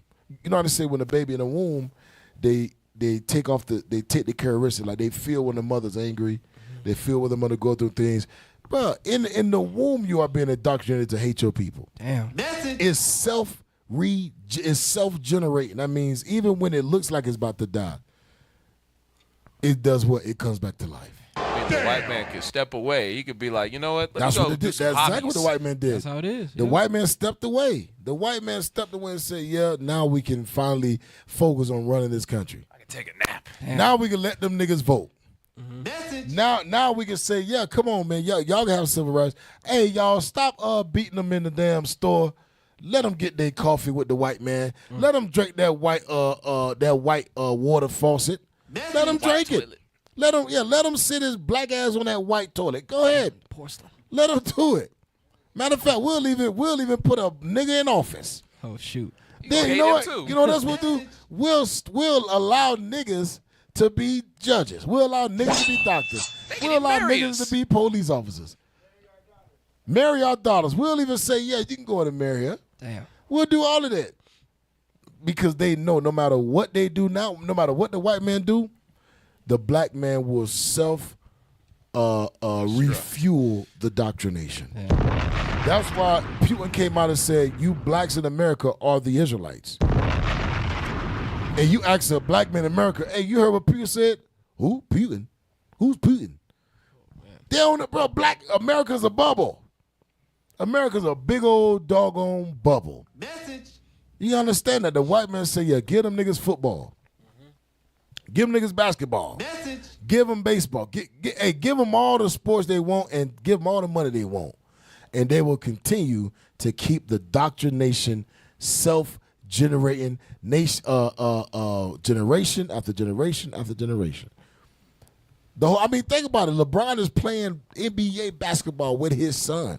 When he came into the league, he was, 18? Yeah, he was in high school. Yeah. He came from high school. Yeah, 18. Straight, bro, you can imagine the things he did, man. Think about it. You give an 18-year-old $100 million. Damn. And make him the face of the franchise.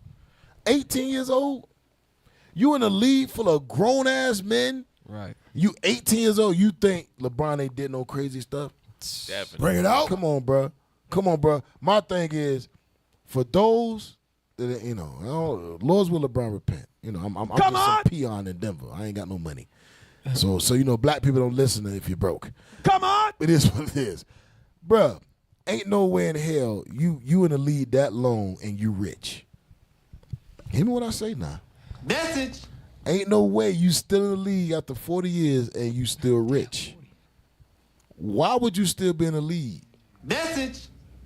Ain't no way. Because that's 80, 90 games of breaking down your body, of risking injury, your joints breaking down. You more likely to get arthritis at 50, knee replacements. That's not something you would willingly do if you already got bread. Think about all the money this dude made in his whole career. Well over probably a billion. Yeah, he billion. Yeah, 20 years of $100 million. Bring it out. That's $1 billion. Think about that. Think about that, man. Think about that. I want y'all to think about that. It's some sin involved. It's some sin involved. Whether throwing games or gambling, like freaking Chauncey Billups got caught. What? Throw my uncle out there, man. I'm just saying. Got caught throwing gambling on games. Referees and all that. I'm telling you, it's something going on, man. Something's going on. But that goes into the self-generating for the indoctrination. Go ahead. Don't forget, you must pitch the old black male versus the young black, and the young black male against the old black male.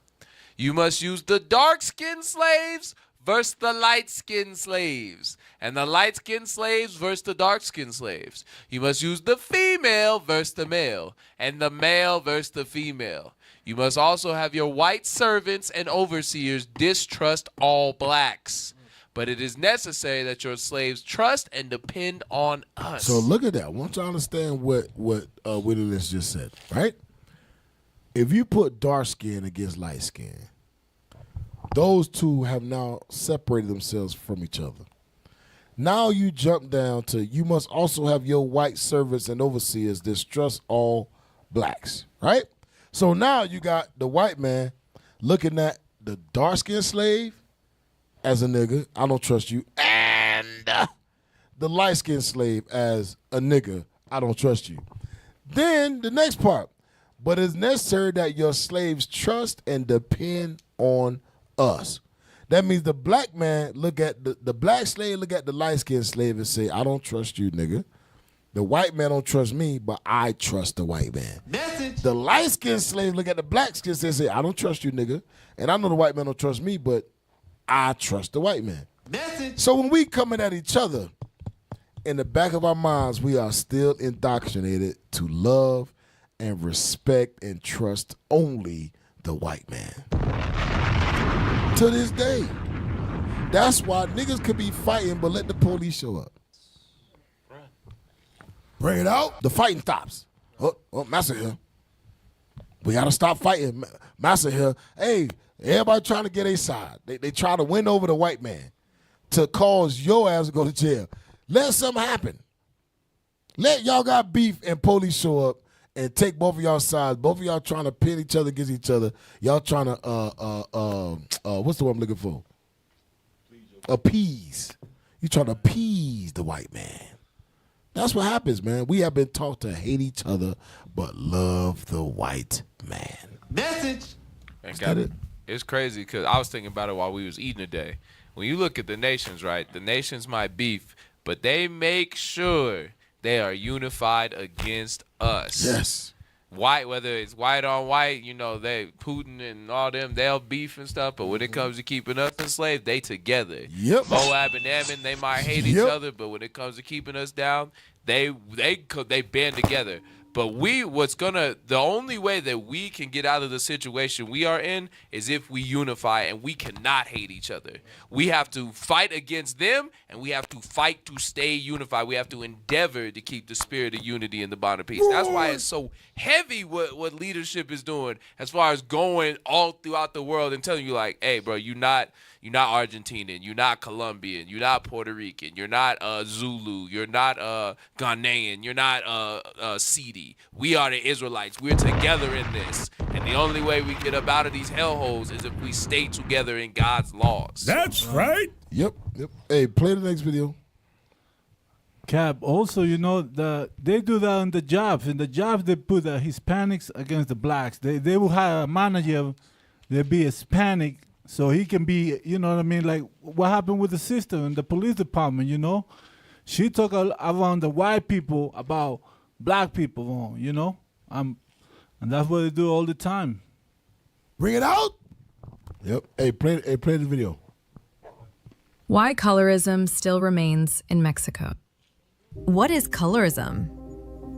In a country known for its rich culture and heritage, a quiet hierarchy still lives, built not by money or fame, but by skin, a legacy from the past.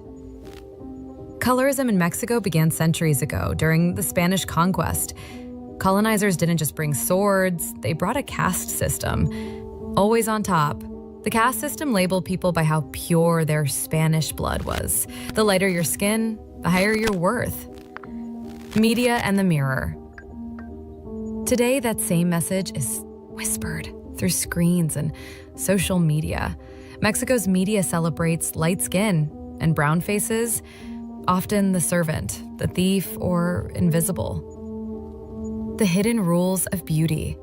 Colorism tells young girls their skin is wrong, that pelo lacio is better than curly, that beauty lives in the European face.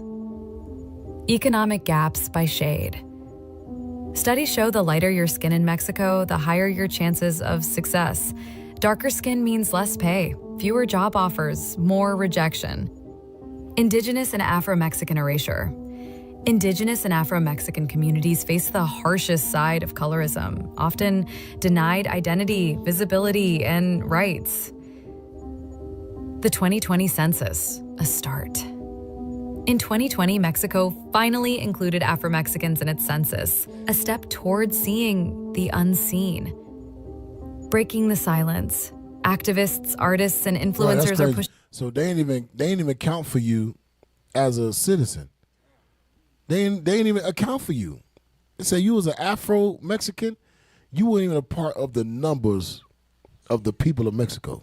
You're not here. You don't exist. You don't exist. That's exactly Bring it out. You do not exist. We ain't claiming you. You don't exist. You can live or die. We don't care. To this day. That was 2020. And you know what they do also is they do it by where you live too. You know, in Mexico and in most Latin American countries, when you go to the main cities, those are where the white Spaniards or real light-skinned Mexicans or Latinos are, you know, where business happens, where jobs are. And then when the Afro-Latino populations are on the coasts. They're on the coast where there's really no jobs, you know, where it's more rural. And that's how it's easy to forget about the black Latino population. That's cursed in the city. That's Deuteronomy 28. Yep. That's how we know the people in these countries are the Israelites. For you dummies who don't believe that Hispanics are Israelites.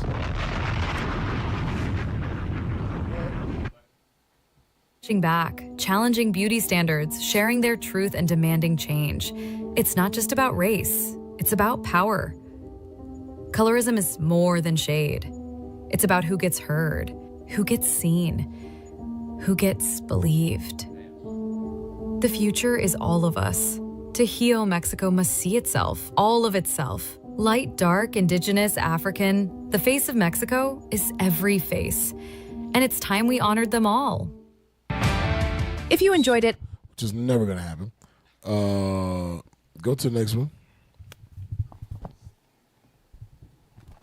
That's crazy, Cap, because when they do Miss Universe, in every country they saw the light skin. All light skinned people. They never represent nobody of color. You mean there's no black people in Brazil? Like none? Even though Peru, Brazil, Venezuela, they all white. Huh? Like an older Mexican man won't let his daughter date a black man, but she could date a white man.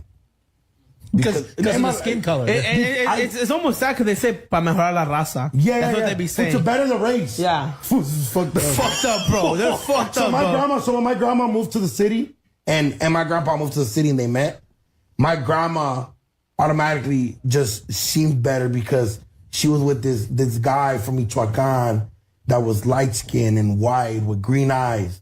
And she looked like Felipe, dark, short. Hey, hold on. She was better. Hey, that's crazy. You know, a lot of Hispanic people, you like to see, your sister, your mom with a white man, but your brother, which is, our brothers, black, we have a problem with that. We think like, I'd rather see a white man with my family. That's crazy.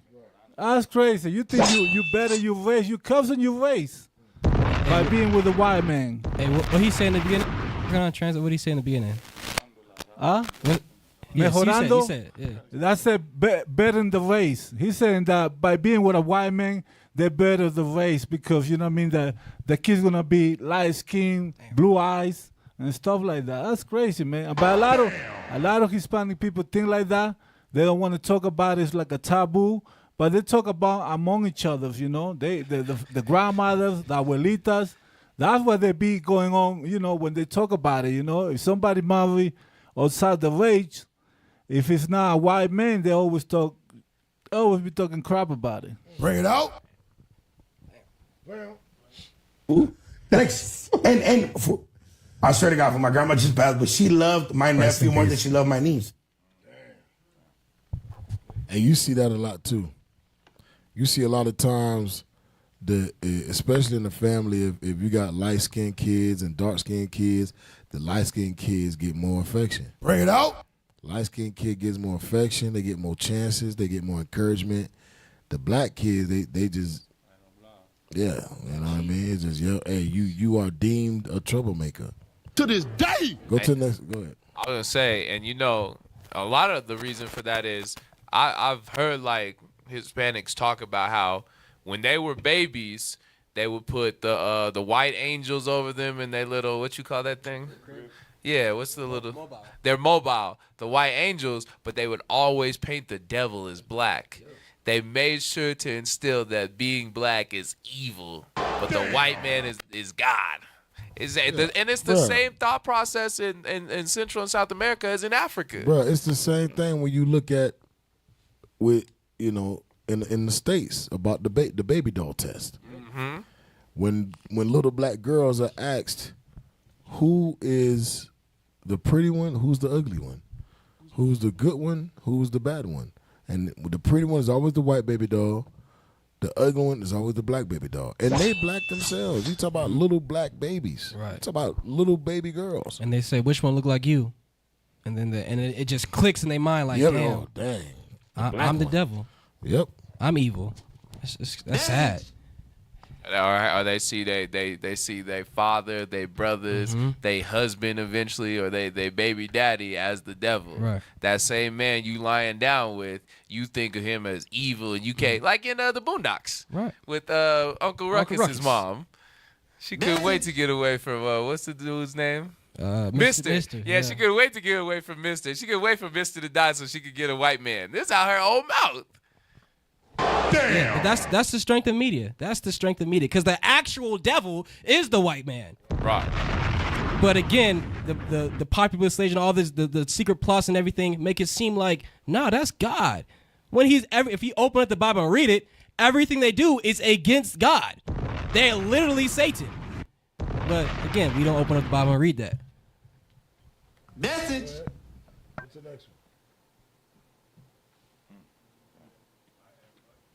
Mi gente, you probably heard the words mestiza, mulata, but did you know that the Spaniards invented racial categories out of thin air in order to uphold white supremacy? This system even had a school of painting named after it, so let's talk about it. In colonial Latin America, inspired on the Indian system of caste, the Spaniards developed the sistema de castas, which was a system of racial categories in which white Christians were at the top and black enslaved people were at the bottom. And in between was a world of categories, basically showing who had approximation to whiteness. Now, proximity to whiteness gave you power, it gave you legal status, it gave you social rights. Now, this social system is going to become a painting school of art in what are known as the casta paintings. Casta paintings were largely developed in 18th century Mexico City, and to categorize something as a casta painting, it usually has to have two things. First thing is that it usually has three figures, a man, a woman, and a child. The man and woman are of different races, and the child is of a race that is different than they are. Essentially, this child is the hypothetical racial mixture between these two parents. And for it to be a casta painting, it also has to have this formula written somewhere in the painting that goes like this. From this racial category paired with this racial category, you get this racial category. Usually casta paintings come in series, and there's this very famous one by Francisco Clapera, which is the series that I like to show in my classes. Now, these paintings were usually commissioned by Europeans in order to show the exotic mixtures that happen in the New World. But ultimately, these racial categories were literally created out of thin air. They didn't reflect actual biology. If anything, what it reflected was the permanence of black lineage, which couldn't be erased, the perpetual enslavability of black folks, and an aspiration to whiteness that permeates even today. Tell me what y'all think about this below, and let me know, does your country have a system of castes, whether informally or formally? Damn, that's heavy. I can grab a scripture real quick. Habakkuk chapter 1 and verse 9. Let's go! Because this is we brought it out last week, and last week I was confused. I couldn't stop thinking about it. All the different names they gave us, like Zombo. That's where the word Sambo come from, because it was a black and an indigenous person that had a child. They would call him Zombo. All these different names, and you're like, this is confusion. How do I know what is what, who is who? What's a mulatto? What's a mestizo? This is and like the sister said, all this was created by the white man out of the thin air. Watch this. Habakkuk 1 and 9. Habakkuk chapter 1 verse 9. Come on! They shall come all for violence. So that's the Spaniard. This is prophetically talking about the Spaniards. When they came to the Americas, they came to kill, steal, and destroy. Read. Their faces shall sup up as the east wind. They came angry. They came with a fierce countenance, like we read in Deuteronomy 28. Come on. And they shall gather the captivity as the sand. That's us. They took us into slavery. You so-called Hispanics and Native Americans, you were slaves. Read. And they shall scoff at the kings. Read. And the princes shall be a scorn unto them. Because they didn't care about Montezuma. They didn't care about the caciques. They didn't care about the chiefs, the rulers of the land. They were like, man, we don't care about that. And they became slaves. Read. They shall deride every stronghold. And they tore down our cities. We had cities. And now they tell us that we were savages swinging butt naked from the trees. Read. For they shall heap dust and take it. They shall heap dust, meaning they cause confusion. This is confusion. And they've cast it out into our people's mind over centuries and centuries, to where you go and tell a brother, hey, you're black. They be dark as me, but because they speak Spanish, I know blah, papi. Confusion. That you could be on the same island as your brothers and sisters, and you say, I know Haitian. No, Haitian evil. Like, what are we talking about? You look just the same.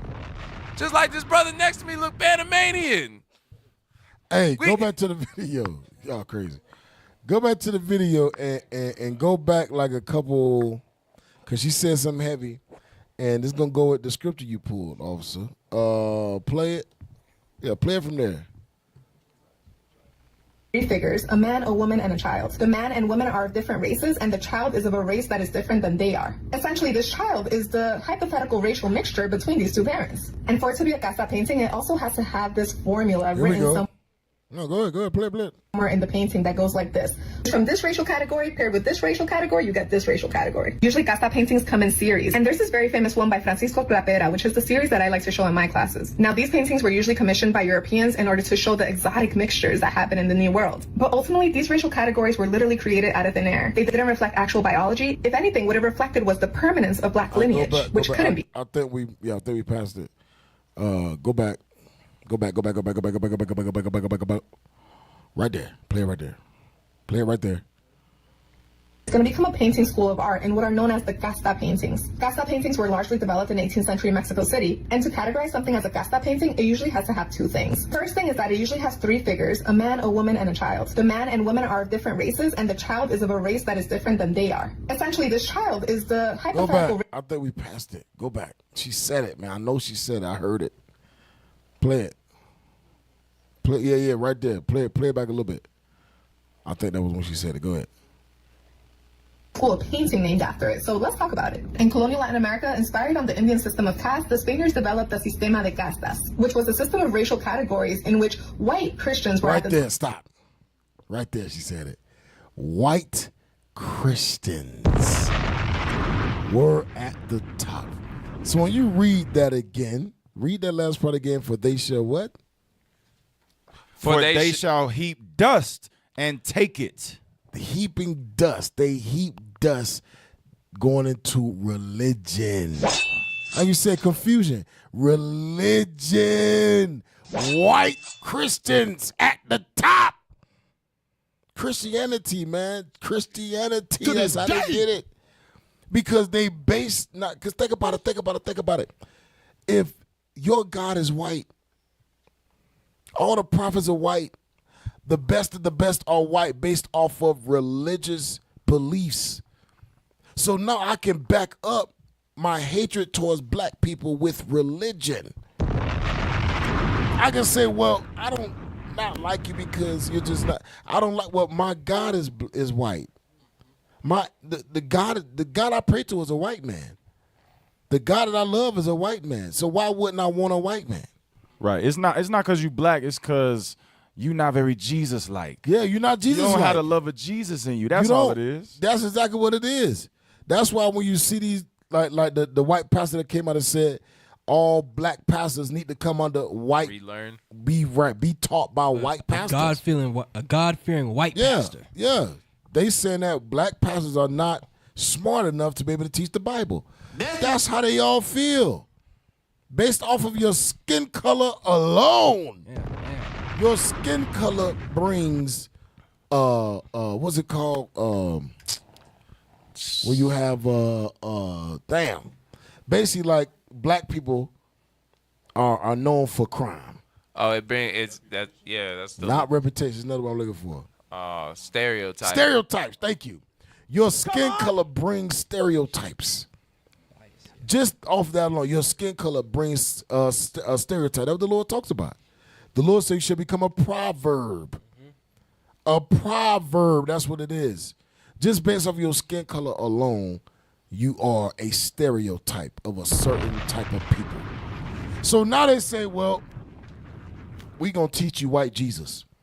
We're going to teach you that Jesus says love your enemy. Jesus says love your slaves, obey your masters. Jesus says this. Jesus says that. Jesus says this. And I'm going to beat you. I'm going to beat you till your back is broke for even showing an inkling of love towards your brother. Bring it out. I'm going to beat you if I think y'all trying to unify. Why you think Nat Turner had to do all his meetings in secret out in the woods? Bring it out. Because the white man would see black men get together and automatically think, these niggas trying to overthrow me. Something's up. Bring it out. Something's up. It ain't like they love to hang around each other.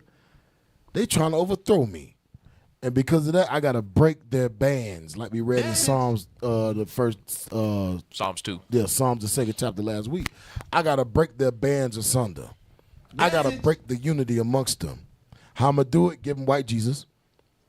give them Christianity, tell them God is white, tell them the angels are white, and that they got to love their enemies more than they love the black man. And they got to love their enemies more than they love themselves.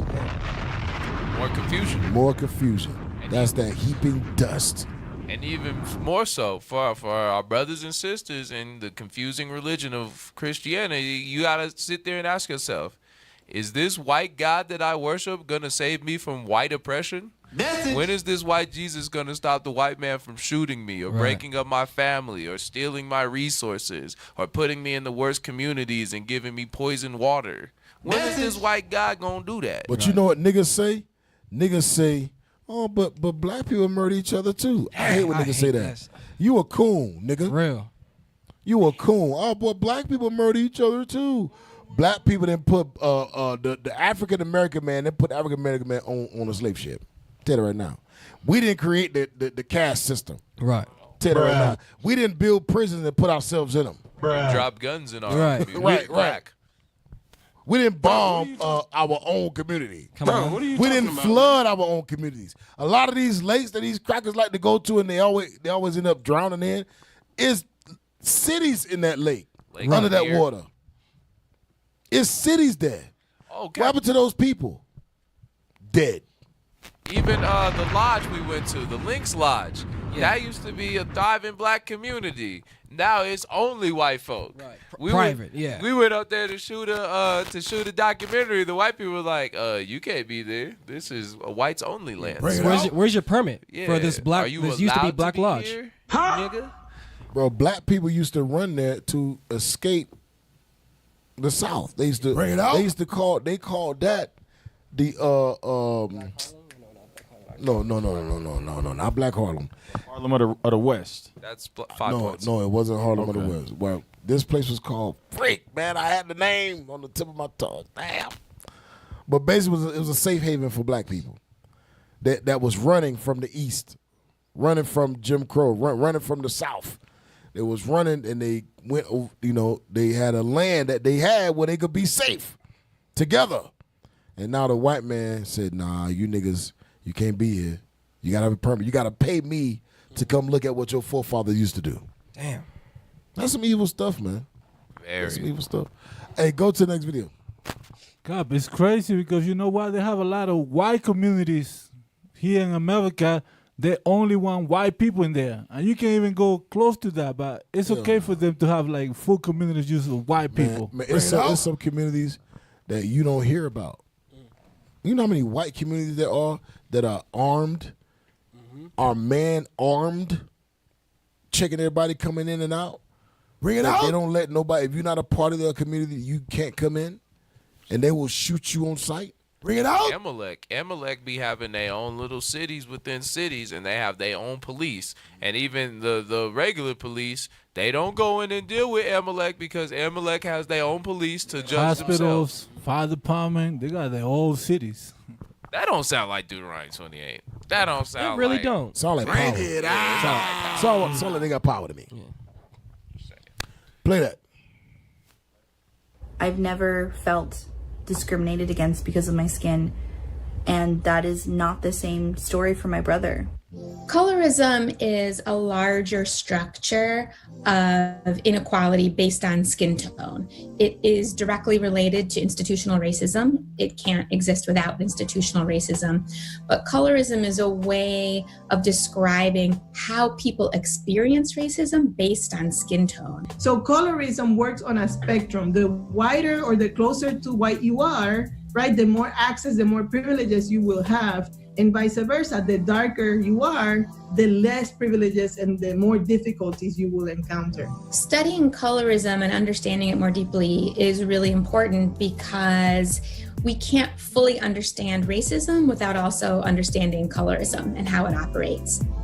You'll often hear people use the term white passing, especially in the past few years, as a way of talking about people who may identify as people of color, but phenotypically could pass as white. Doesn't necessarily mean they want to pass as white, but other people may perceive them as white. It is important to make the distinction between families from Latin America who are in fact white families, of European ancestry, who never mixed. So in that case, those people are actually not white passing, they're just white Latin American folks. Race is a social construction, but they are construed as white, and they, often claim a European ancestry, right? That goes into like we was talking about earlier about in Argentina. That's not to say that Argentina isn't Naphtali, but you do have the descendants of the Nazis and Amalek that went over there and took over, just like they do everywhere else, occupied the government, just like they do it, just like in Mexico, the Scheinbaum lady. But that's not to say that the lighter-skinned people in Latin America aren't Israelites, because there's a dumb Negro somewhere thinking that. Go to Jeremiah 12:9. Let's go. God being the master chess player he is, already knew these situations would come up, so he knew how to describe his people so that we wouldn't get a dumb thought in our mind. Go ahead, read that. The book of Jeremiah, chapter 12 and verse 9. Let's go. Mine heritage is unto me as a speckled bird. When you look at a speckled bird, it has all different types of colors. It's black, it's light brown, dark brown, white, all these different shades. Go ahead. The birds round about are against her. But no matter where you are, the other nations are against you. Whether you be in Latin America, whether you be in Africa, whether you be in India. No matter where we are, the other nations prey upon us. Go ahead. Come ye, assemble all the beasts of the field. Come to devour. And that's what you see even in Latin America. We've been devoured. That's why you can go. No matter where you go, you will see the Israelites at the bottom struggling with poverty. Bring it out. Go ahead, play it. Study colorism across many different groups, and what they find consistently are significant differences in either overall earnings or overall educational attainment between lighter-skinned people and darker-skinned people of the same group, even when all the other things about them are held constant. So I grew up with my brother, who, we grew up in the same household, same parents, same blood, but because he is several shades darker than me, people used to come up to us and ask if we were adopted. See, that's the point right there. You saw the dad had locks. That could have been Benji. But you see, they got the same parents, but one might be lighter and the other's darker. That don't mean they not Israelites or she not an Israelite. That's not how it works. Go ahead, play. Specifically, is he adopted? And he would get bullied for the color of his skin, be called all of these derogatory names. And although my parents had reassured him that his skin is beautiful, brown is beautiful, I could tell that these comments that his peers are saying to him created this inner turmoil. I've never felt discriminated against because of my skin, and that is not the same story for my brother. Even though lighter-skinned people benefit from colorism across most racial groups, many of them don't perceive that to be true. And when interviewed, many lighter-skinned people of color, Latinx people included, will say, well, the most racism I have ever faced is from people of my own group. And so some people will say, I look white, and everybody assumes I'm white, and I feel, violated because I don't want them to think I'm white. I want them to think I'm Puerto Rican or I'm Peruvian. Or lighter-skinned people are told, you're not really Mexican. Or, you're blonde. I thought you were white. I didn't think you were Salvadoreño. So those kinds of experiences often make lighter-skinned people feel sort of ostracized from their group. And those can have strong emotional responses from people.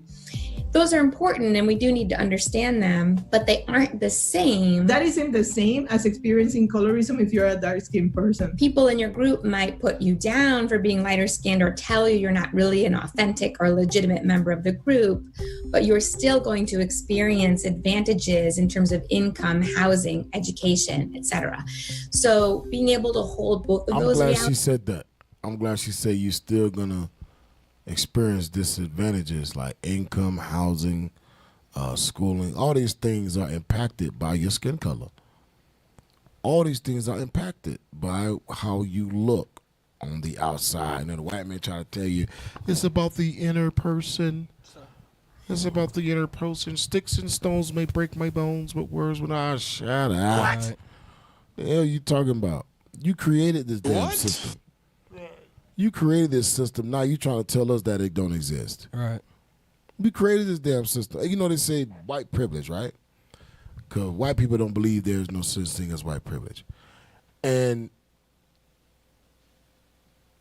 this is the thing about white privilege, right? White privilege is a construct. It's something that goes on without anyone even noticing it. Bring it out. So, you gotta understand. A white man could get pulled over and have no insurance, speeding 50 miles in a 20-mile-per-hour zone, got a gun on him, he mouthing off, and he will get let go with a warning. Right. Bring it out. Now, this cop that pulled him over, automatically because of the white man, automatically, self-consciously knows this is a white man. I have to be more lenient with him. Right. He drops his gun. I'm going to be more lenient with him. Now, that same scenario, this cop pulls a black man over, right? Black man ain't got no insurance. Black man driving 30 miles over in the speed limit with a gun on him. Da-da-da. Now, before the cop even hears what's going on with him, he automatically, because he's a black man, automatically has his antennas up. He's scared. He's on his toes. He's ready to pull his trigger if he has to, and he automatically thinks this black man is guilty. Message. Now, the black man gets punished. The white man gets away with the ticket. No, gets away with free, right? Does this white man believe that that was white privilege? No. Was it white privilege? Yes. That's what white privilege is. That's why white people say, oh, well, there's no white privilege. I get pulled over too. Yeah, but everything is lesser with you. Right. Everything is not as harsh with you. Everything. It's not as harsh. It's lesser. A black man can mess up one time and then he get thrown the book. Come on. It's just like, I want you to look up something. I'm going off topic real quick. Come on. I want you to look up the veil doctrine. Look up the veil doctrine. Yes. The veil doctrine.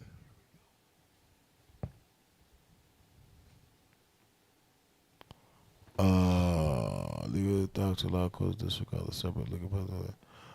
No, in it. Do the veil study.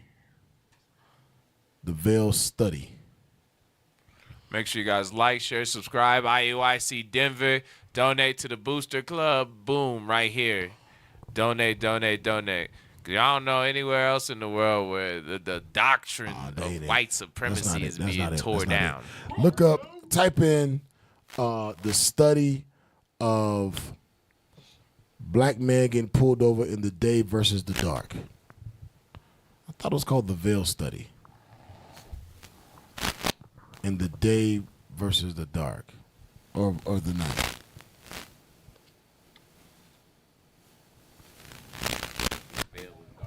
Yeah, Cap, it's crazy because, you know, when you... Okay, yes, that's it right there. Click on the Stanford report. No. Click on the Stanford report. Yes. Click on, that's the one I'm talking about right there. This is a Stanford report. I want y'all to read this now. I'm sorry to cut you off, Yakina. I want y'all to read this and pay attention to what it's going to tell you. Go ahead. Stanford report. Black drivers get pulled over by police less at night when their race is obscured by veil of darkness. That's the study. Veil of darkness. Stanford study finds. They did a whole, it's a Stanford. They did a whole study on this. And watch this. Watch how many stops they took. Watch this. After analyzing 95 million traffic stop records. How can you refute that? It's a lot. You can't refute. Numbers don't lie. 95 million traffic stops. Go ahead. Filed by officers with 21 state patrol agencies and 35 municipal police forces from 2011 to 2018. Researchers concluded that police stops and search decisions suffer from persistent racial bias. Go down. Read it. The largest ever study of alleged racial profiling during traffic stops has found that blacks who are pulled over more frequently than whites by day are much less likely to be stopped after sunset. Go ahead. When a veil of darkness masks their face. This is the study. Out of 95 million traffic stops, they determined that black people don't get pulled over at night. Why is that? Because you can't tell the race at night. In the daytime, you can tell their race. You can tell their skin color in the daytime. At night, their skin color is obscured by the veil of darkness. Go down. This is a study, man. Go down. Blow it up a little bit. Yeah, my eye's bad. Huh? My eye's bad. I can't see. Go ahead.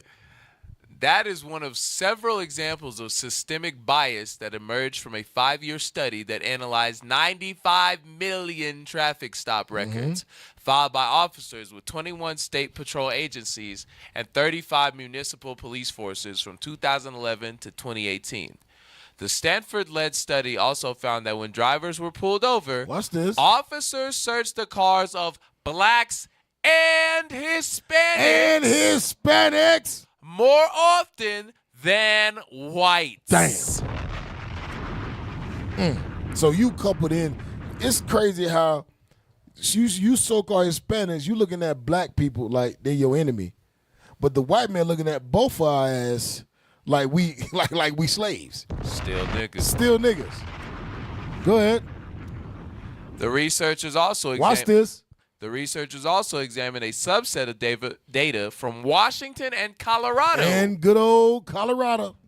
Two states that legalized marijuana. Watch this. And found that while this change resulted in fewer searches overall, and thus fewer searches of blacks and Hispanics, minorities were still more likely than whites to have their cars searched after a pullover. So you get pulled over and it's automatic.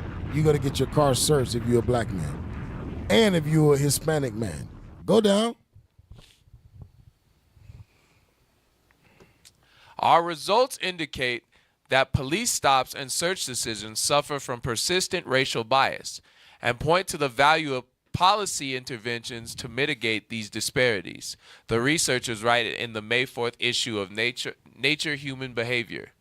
The paper culminates in a 5-year collaboration between Stanford's Cheryl Phillips, a journalism lecturer, whose graduate students obtained the raw data through public records request, and Sharad Goel, a professor of management science and engineering, whose computer science team organized and analyzed the data. Goel and his collaborators, which include Ravi Shroff, a professor of applied statistics at New York University, spent years culling through the data, eliminating records that were incomplete or from the wrong time period to create the 95 million record database that was the basis for their analysis. Come on. There is no way to overstate the difficulty of that task, Goel said. Creating the database enabled the team to find the statistical evidence that a veil of darkness partially immunized blacks against traffic stops. Said, damn. The only that's wild, man. They said, why black people ain't get pulled over at night? Oh, I know why. Because the cops can't tell if they black. Message. Go down. Go ahead. Let it play. The term and idea has been around since 2006, when it was used in a study that compared the race of 8,000 drivers in Oakland, California, who were stopped at any time of day or night or over a 6-month period. But the findings from the study were inconclusive because the sample was too small to prove a link between the darkness of the sky and the race of the stopped drivers. So they say, you know what? 8,000 is not enough people. We need 95 million. Go ahead. The Stanford team decided to repeat the analysis using the much larger data set that they had gathered. First, they narrowed the range of variables Watch this. they had to analyze by choosing a specific time of day, around 7 p.m. When the probable causes for a stop were more or less constant, next, they took advantage of the fact that in the months before and after daylight savings time each year, the sky gets a little darker or lighter day by day. Because they had such a massive database, the researchers were able to find 113,000 traffic stops from all of the locations in their database that occurred on those days before and after clocks sprang forward or fell back. Go ahead. When the sky was growing darker or lighter at around 7 p.m. local time. This data set provided a statistically valid sample with two important variables: the race of the driver being stopped and the darkness of the sky at around 7 p.m. The analysis left no doubt that the darker it got, the less likely it became that that a black driver would be stopped. The reverse was true when the sky was lighter. So they said all the black people get stopped in the daytime, but at night, no black people get stopped. Why is that? If there's no such thing as white privilege, there's no such thing as racism, colorism. There's no such thing as police brutality. This study was done by a Stanford college. And they were Amalek. Yeah, this is all Amalek. Yes. Bring it out. This Stanford, they did a study, 95 million stops. And you gotta understand, they use daylight saving times to determine this. They say, okay, before daylight saving time, it get dark later. 7 p.m. before daylight saving time is dark. 7 p.m. after, whatever.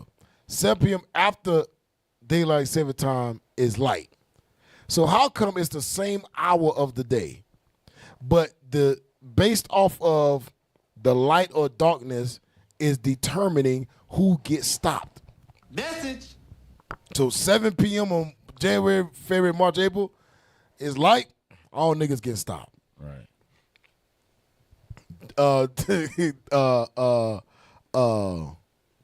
7 p.m. on August, September, November is dark. All white people get stopped. Message. That let you know this is a real phenomenon. This is a real study, man. Yeah. This is facts. Can't nobody dispute this. But I guarantee if you told the police this, they won't believe it. Right. If you told a white man this, they won't believe it. If you told a black man this, they won't believe it. You tell the white man your enemy based off of this study that was done by white people. Just say, wait a minute, why are these blacks, all the blacks and Hispanics getting stopped? This is white people doing their study to prove that you're black behind, that you are still a nigga. And you won't even believe them. Hey, Cat, you about to read this comment? Go ahead. I think this is a sister. This person says, that's why Mama wouldn't let us turn the light on in the car at night. That makes so Bro, much that is true. sense. That's true. I know we was taught don't turn that light on either. It's a crime. I thought it was a crime to drive with the light on at night inside the car. I thought it was a crime. But damn, that's heavy. Till this moment, I thought that's not a crime. He said to this moment. Damn. That is not a crime. It's a crime once you get pulled over. Hey, because you you're can black. drive with the light on in your car. That's not a crime. My mom said, turn the light off before that's they crazy. know we black. I was like, turn it off before the police. When they see that we black, turn it off. The crime is driving while black. That's the crime. That's crazy. That's crazy, bro. Cap, now what you know, the colorism thing, this is all a reality. This is true stuff, and this study proves it. You know, I even remember, coming up in elementary school, I had my friend group I came up with, White boys? No. Okay. See, Colorado is a melting pot, but the little crew I rode with was mainly black dudes and some Mexicans here and there. But being a lighter skinned dude too, I remember parent teacher conferences. The teachers would always say yeah, he doing all right. He's he's smart, but he hanging around the wrong crowd sometimes get him into trouble. And I always remember those comments, and I'm like, eventually I got older, and I'm like, what did they mean by that? And I believe it was cause I was hanging around black dudes, you know what I mean? And being lighter skinned, it was like they was almost trying to divide me with those dudes growing up, and try to say, oh, he good, but when he's disruptive in class or this or that happened, it's just because of the crowd he be around. And I always remembered that, So, yeah, this thing is real. Yep. All right, so go back. We're going to speed this up. We're going to do a few more. Jump down to, man, we got a lot. Yeah, we're going to skip all this. We're going to bring all this out. We're going to skip that. Go to the sister. Go to the sister. Nope.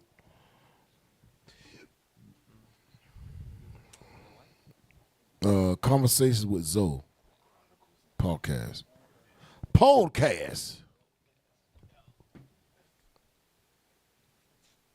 Yeah, play that.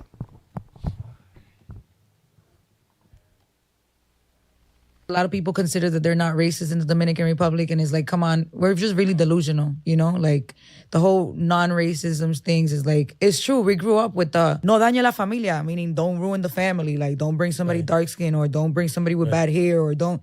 Right. And it's like, what kind of we need therapy as Dominicans. Dominicans need therapy. We all need therapy, like from the smallest to the biggest, and we need to drop all them traumas that we have from the back then. I'm gonna be honest with you. My first relationship, I was very naive, and I feel like I wasn't a New Yorker. I was a Dominican in my first relationship. Like, I thought very much like the people from the 60s. Hold on. That's crazy, because that's what happens all the time, you know.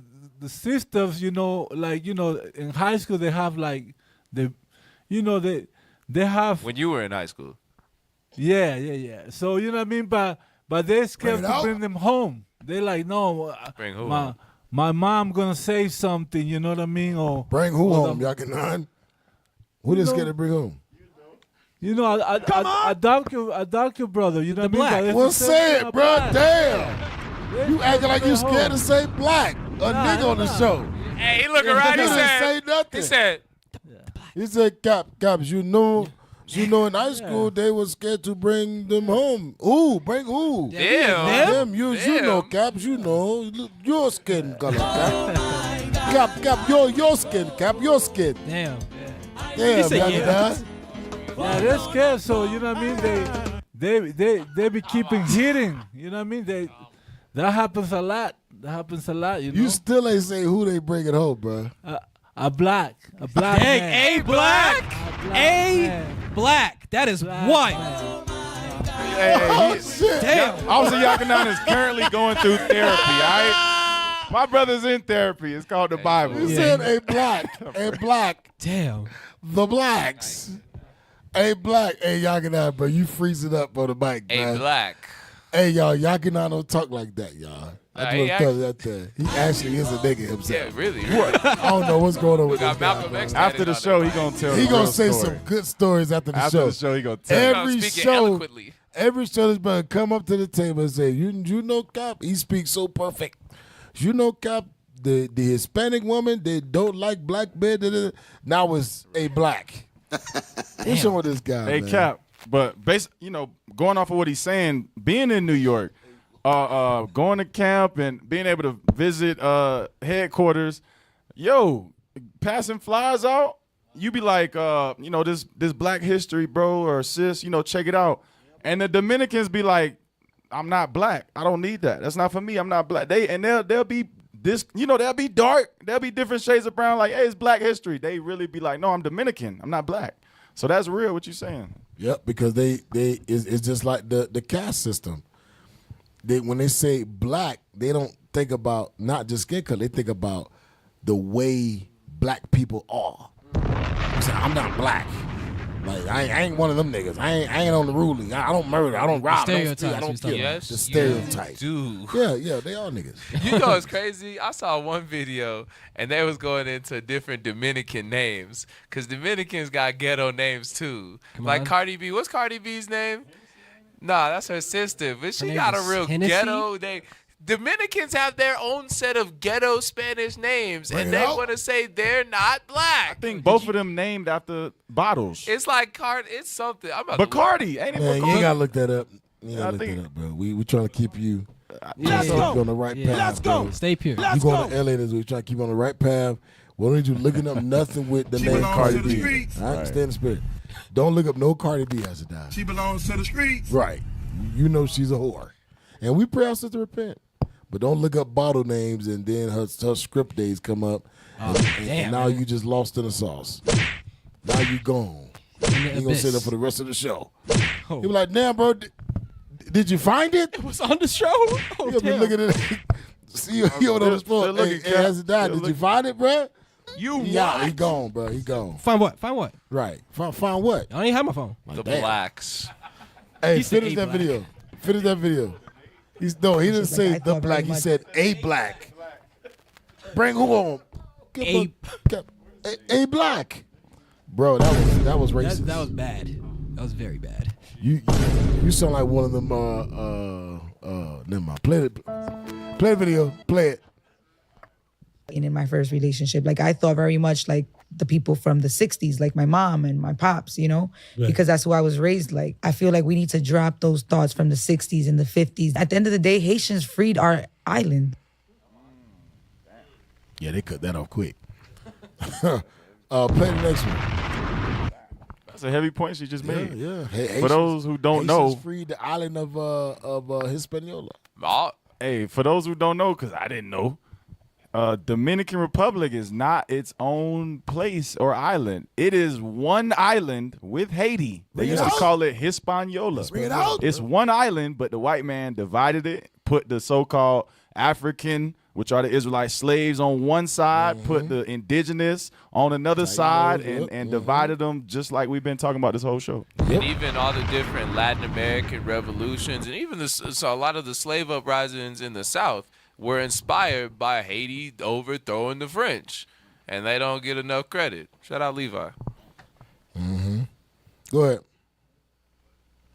Gonzalez. Regardless of how you feel as a Black American, Latinos can say whatever we want. Black Americans try to force us into their white versus black mentality. Stop. You see that?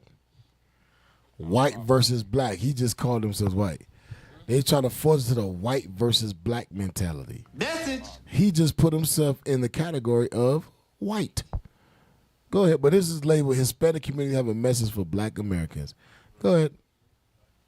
Like, if you're going to come at me and say or be upset because I said the N-word, I don't give a f. I truly don't give a f. So ultimately, I don't think that Black people have any right to tell any Latino or indigenous person how to speak on their own land. We have to unite. In the United States, Hispanics in the United States, we have to unite. At the end of the day, regardless if you're Mexican, if you're Dominican, if you're Bolivian, if you're Argentinian, if you are a Cuban, Colombian, we are all Hispanics. We have each other.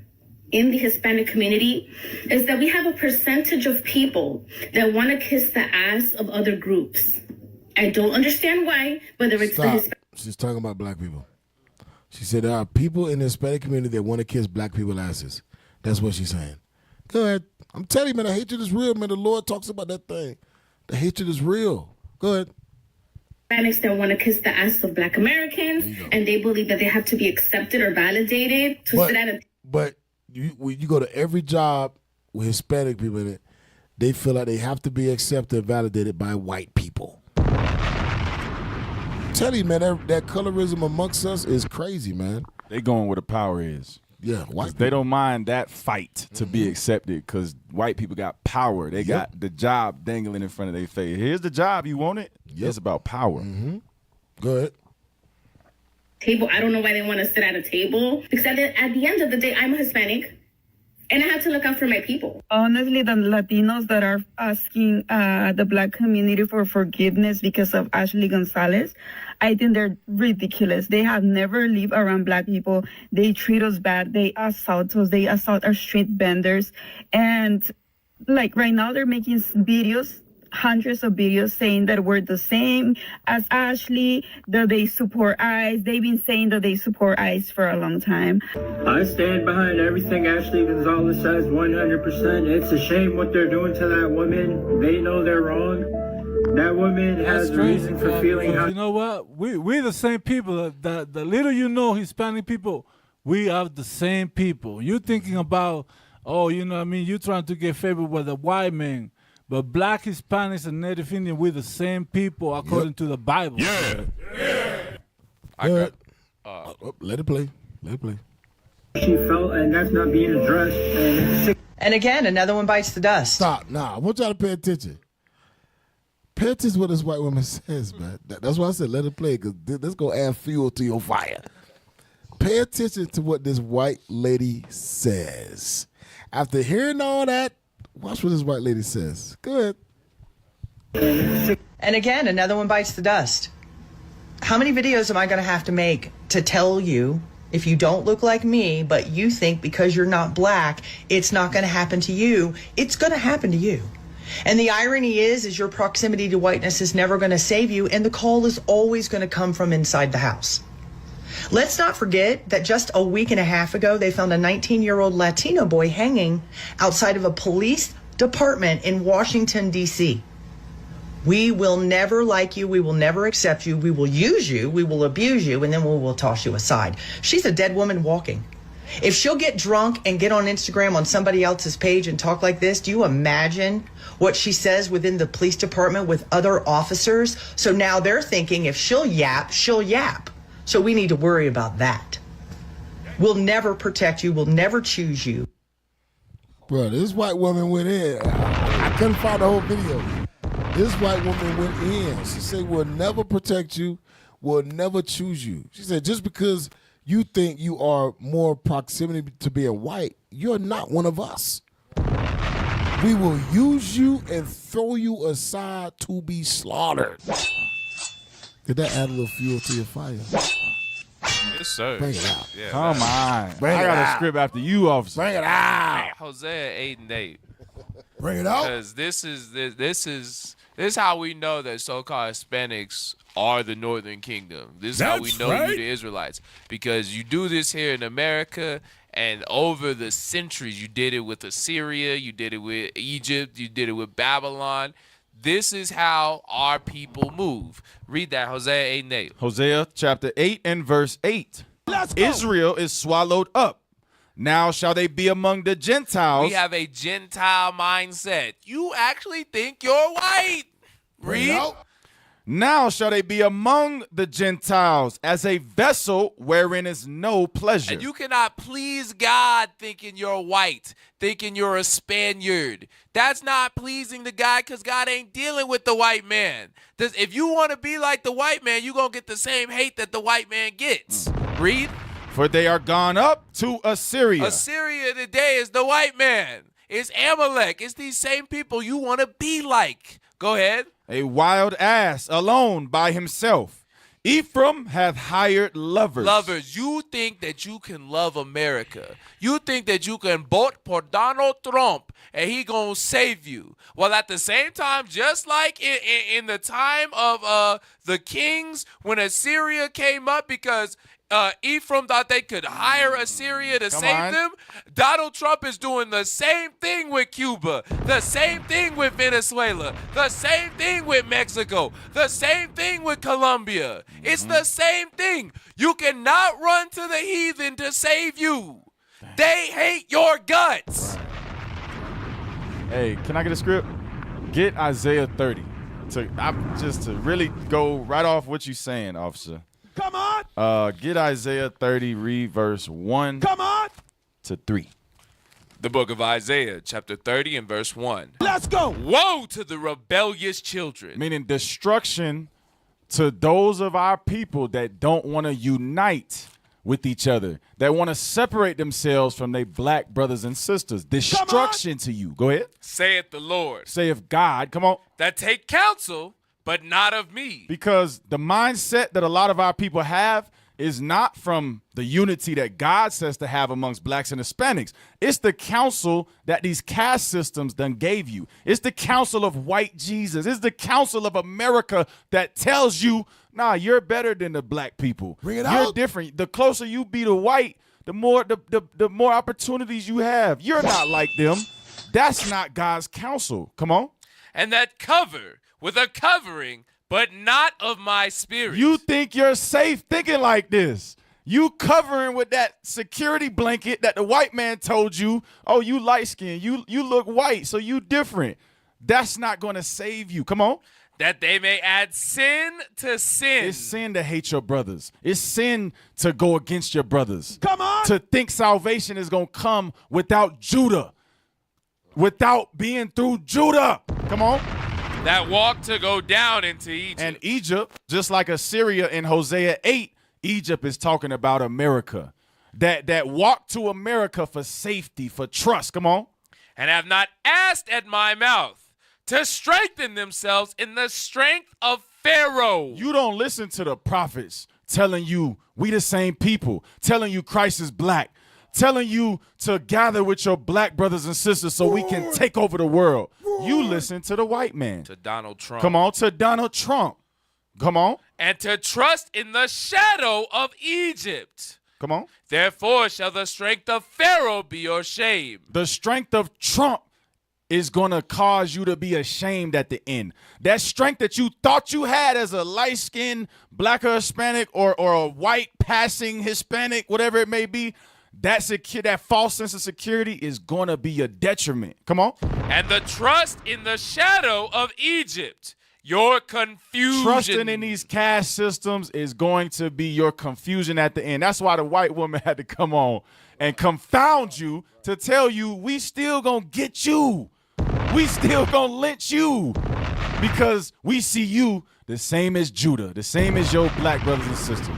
That's all I have. And to your point, you brought out about white Jesus. That's the end all be all of it, is idolatry.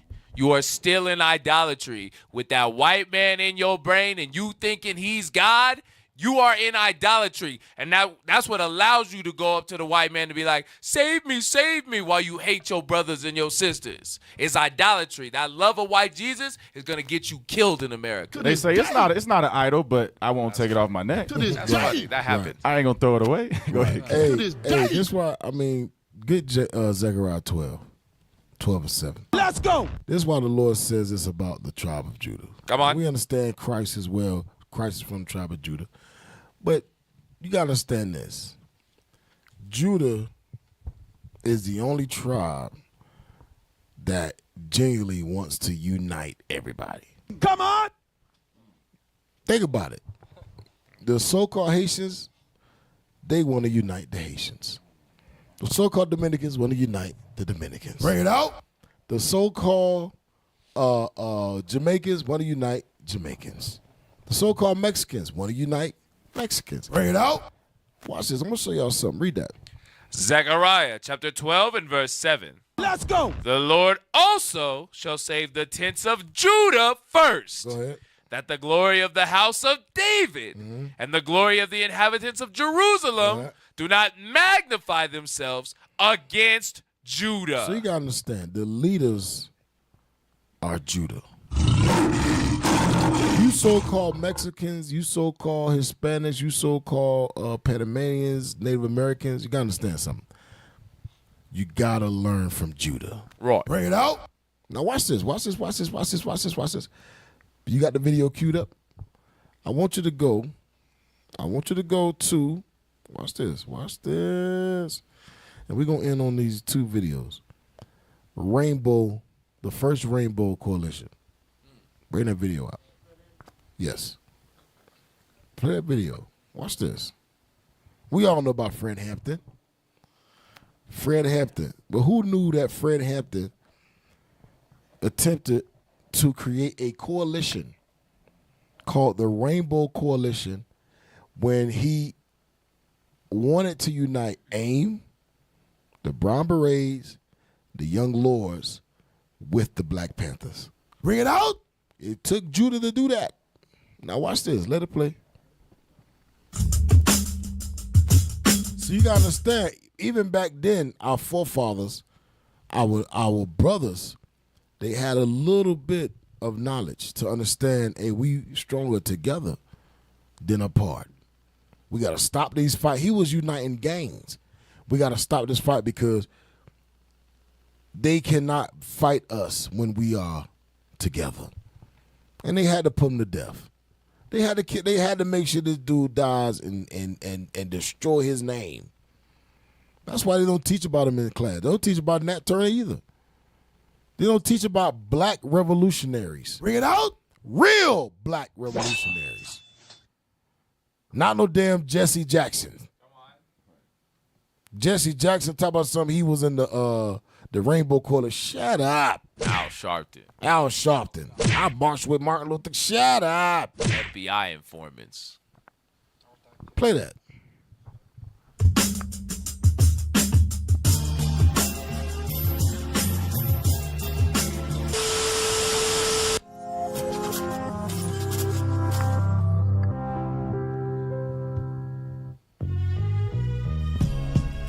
Wings to Fly is a children's book about gaining confidence and working to succeed, told from the perspective of a young girl who loves to play basketball.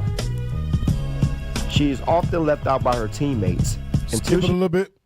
Yeah, just a little bit. Yep. Go ahead. Let it play. Perseverance. Wings to Fly is a great read for all children. I would highly recommend this book. If you would like to make a purchase, please click on the link in my description box below. When you think about Fred Hampton, we always talk about his assassination. But what often gets left out is Fred Hampton, the person. We forget about his early life, and we don't always talk about stuff like when he was a youth council president. And when he mobilized a group of 500 racially integrated teenagers who fought for better education and better recreational activities for black kids. Fred Hampton was born August 30th, 1948. His parents moved to Maywood, Illinois when he was 10 years old, and even at that age, he was already a leader. I guess you can say he had his own sort of free breakfast program. On the weekends, he used to cook breakfast for the local children around town. Growing up, Fred was an athlete, and people was already looking up to him. Fred was very vocal about issues that he felt was wrong. During high school, he went through the proper channels and made noise about it not being enough black teachers in the school. He went to Proviso East High School, where he also led walkouts over discrimination. In school, he graduated with varsity letters and with honors. He fought over it not being a black girl in the race for homecoming queen. You gotta stop, man. Man, Fred was you gotta understand, this man fought for his people. Think about it, something so little as, why is there not a black woman in the homecoming, what did he say? The homecoming queen contest for homecoming competition. Queen. Come on! Why is there not enough black teachers here? But it's a black school. You know what? We walking out, and people followed him. You think the FBI just found out about him from osmosis? They been had him on the radar. They're like we all on their radar. Go ahead. But watch this. And he made them switch that up. Fred wasn't playing no games. Fred was always a rider. He also earned a Junior Achievement Award. Fred went on to college at Triton Junior College, where he majored in pre-law. He wanted to know more about the legal system and how things work. Fred felt like he needed to know the ins and outs. Since he knew he was going to have a huge voice in the future, he wanted to be able to properly defend himself against the legal system. So as a young man, he was already making a huge name for himself. He also joined the NAACP in high school. Fred began organizing with the Student Nonviolent Coordinating Committee, aka SNCC. Then shortly after that is when he joined the Black Panthers. Fred was fascinated by the 10-point program, and that's when he moved to Chicago because he needed to be all in.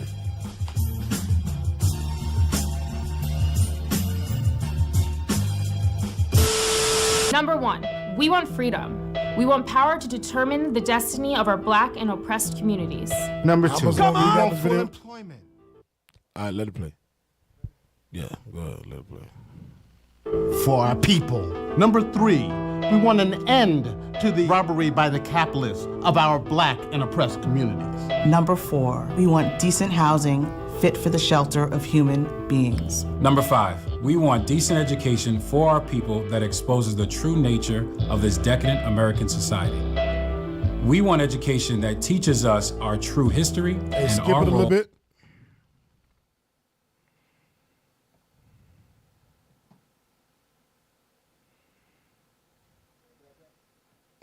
Yeah. See what I say. Go ahead.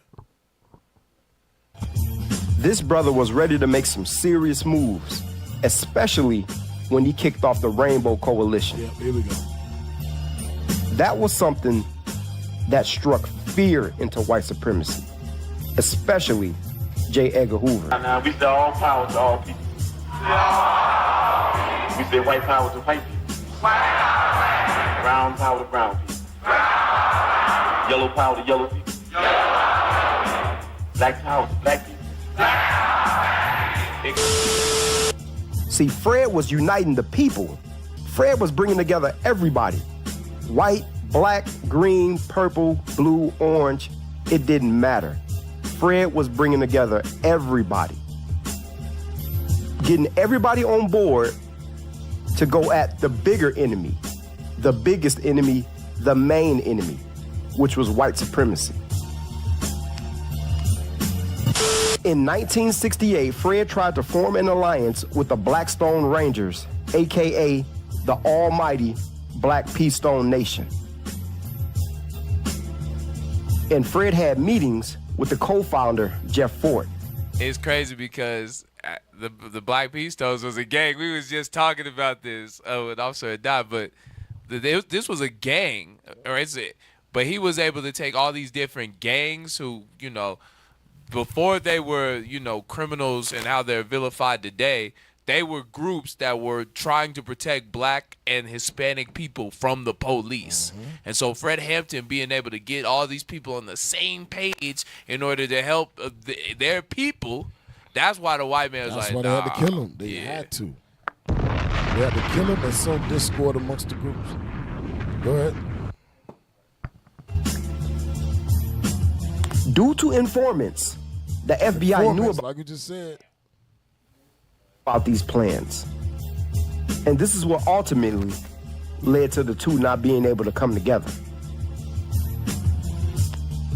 The Rainbow Coalition was about to be huge, and it would have affected the United States on a national scale. In the winter of 1969, law enforcement agencies launched efforts to undermine an attempted coalition between the Black Panther Party and the Blackstone Rangers, a Chicago gang. The Panthers were pursuing an ideology that said we need to take these young minds, this young energy, and turn it into part of our movement in terms of black liberation and the rest of it.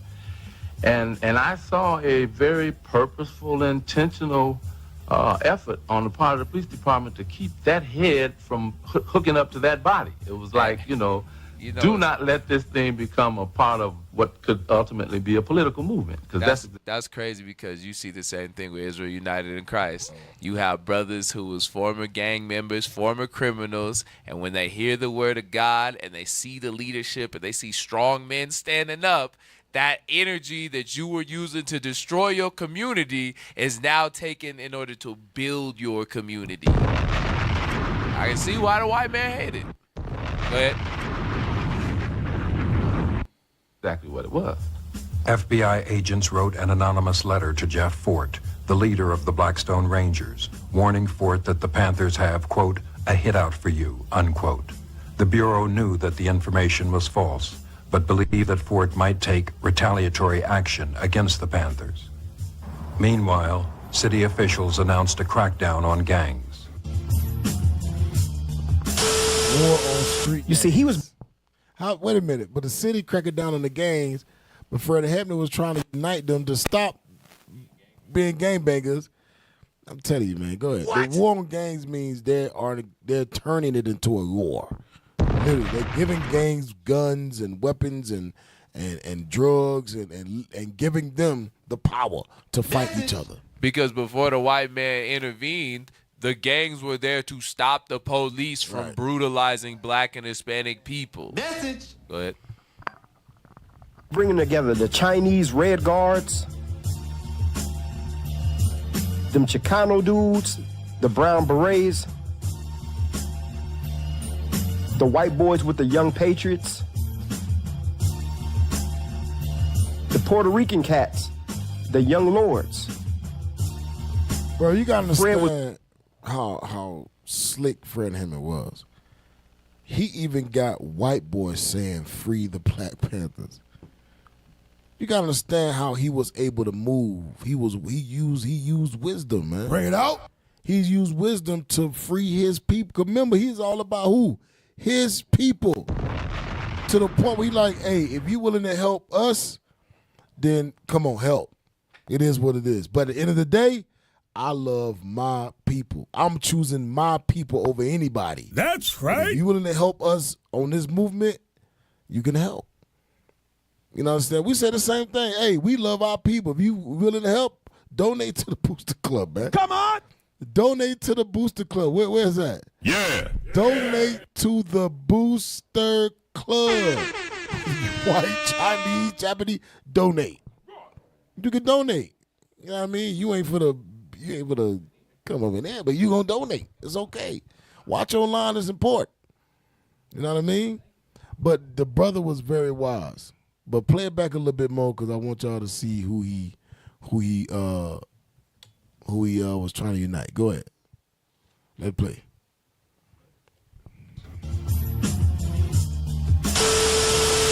You see, he was bringing together the Chinese Red Guards, them Chicano dudes, the brown berets, the white boys with the young patriots. It said the Chicanos, brown berets. The Chicanos was Issachar. The brown berets was Ephraim. Go ahead. The Puerto Rican cats, the young lords. Fred was bringing together everybody, and this was dangerous. And most important of it all, Fred was bringing together rival gangs. It said most important of all, he's bringing together black rival gangs. Black and Hispanic rival gangs. He was uniting the people. He was trying to bring those two sticks together again. That's what he was trying to do. Right, Cap, because it doesn't even mention the influence he had on American Indian movement too. No, it's going to mention. Okay. Yeah, we stopped it. Okay. Come on. Play back a couple seconds and let it play. Right there. Fred was bringing together everybody, and this was dangerous. And most important of it all, Fred was bringing together rival gangs. Had Fred been able to pull off what he needed to pull off with the Rainbow Coalition, I think it would probably affect the way Chicago is today. Not just Chicago, everywhere, but especially in Chicago.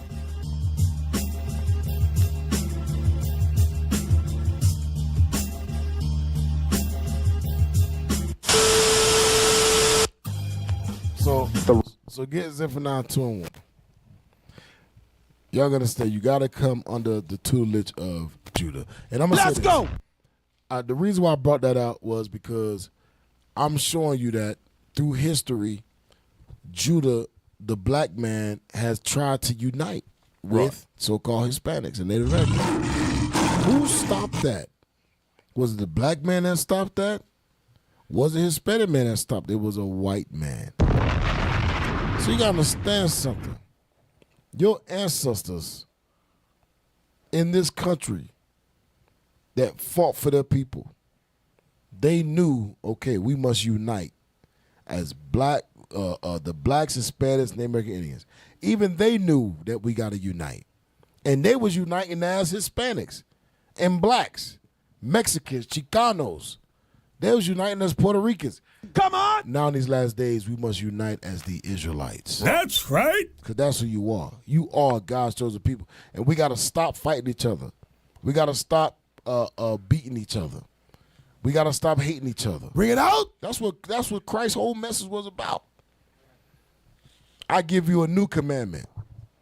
That wasn't new. It's just Negroes wasn't keeping it. Message. We got to learn how to love each other once again. Zephaniah 2. The book of Zephaniah, chapter 2 and verse 1. Let's go. Gather yourselves together. Gather yourselves together. Yea, gather together, O nation not desired. O nation not desired. We are the nation that isn't desired. We are the nation that is hated, downtrodden. We are the nation that is on the bottom of society. You think because you light-skinned that you got more rights than your brother that's darker than you? The white woman told you, no matter what you do, we won't love you. Bring it out. The white man tells you all the time, and I have more videos. I have more videos to prove it. Come on. Now we ain't got time. It's late. I have more videos to prove it. What a white man is saying, they want you spits out of their country. That's crazy. But you want to be a part of them. You think you one of them. Well, you're actually the same people. Read it again. That's right. Gather yourselves together. Yea, gather together, O nation. O nation. Not desired. Read on. Before the decree bring forth. Before you understand, before destruction comes. Before destruction comes, we must come together. Read. Before the day pass as the chaff. Before the fierce anger of the Lord come upon you. The fierce anger is destruction upon America. The fierce anger is not only the white man dying, but you dying too. For thinking that you ain't no Israelite. For seeing your brother and having hatred towards your brother. Is that it? Before the day of the Lord's anger come upon you. Go ahead. Is Seek. that it? That's it? That's it, yes, sir. Okay. Go to, is it Baruch?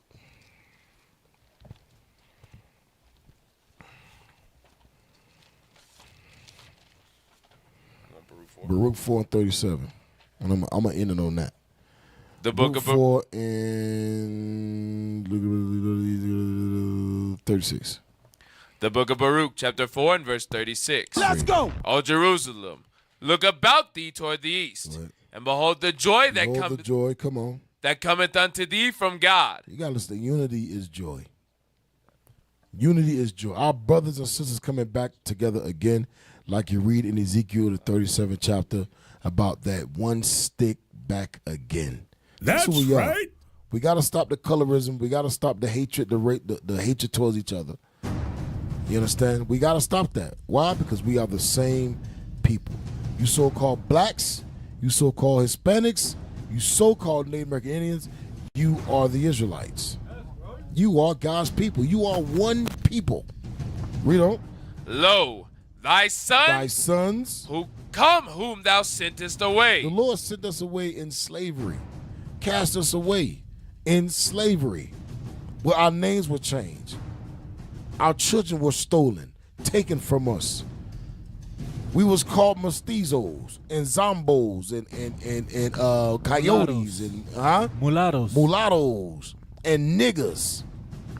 Put the light skin against the dark skin. This is what happened to us. The Lord sent us away, read. They come gathered together. We will be gathered together once again. We will come together once again. They come gathered together.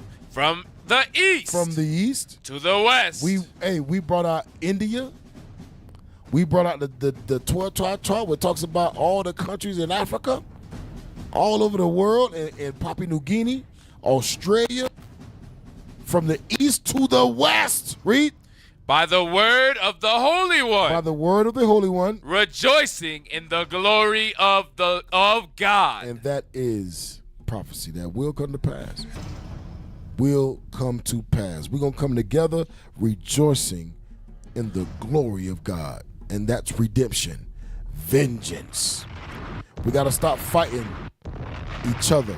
Come together and have faith in Christ. So when he returns, our real enemies will be trodden under our feet. That's right. Right? It's all praise to the Most High. Y'all good? It's 12 o'clock. It's late. We're going to end it. Go ahead. That's down.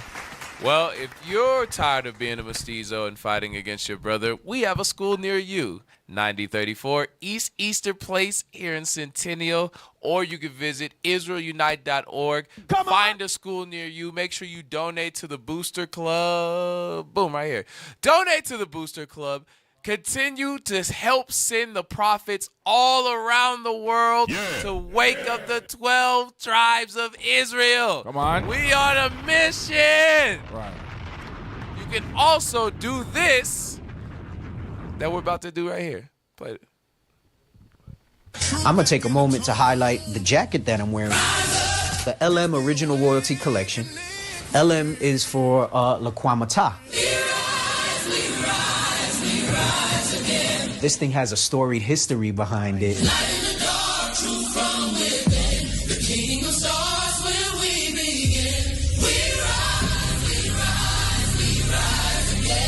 Y'all see the jacket? It's available right now on, you gotta stay right there. It's available right now on originalroyalty.com. That's right. Right, the wait is over. Forged in Legacy, we present the LM Royal Heritage Jacket, available right now in 2 colors. Don't wait or you will be late. Grab yours now at originalroyalty.com. Jair? Them things is fire. Natives Hour is filmed in front of a live studio audience, so shout out to the live people who here watching. All praise Most High. Y'all watching at home, appreciate y'all watching. Make sure you like, comment, share, subscribe, share it to your mama and them. Also, shout out to BET team. I think they did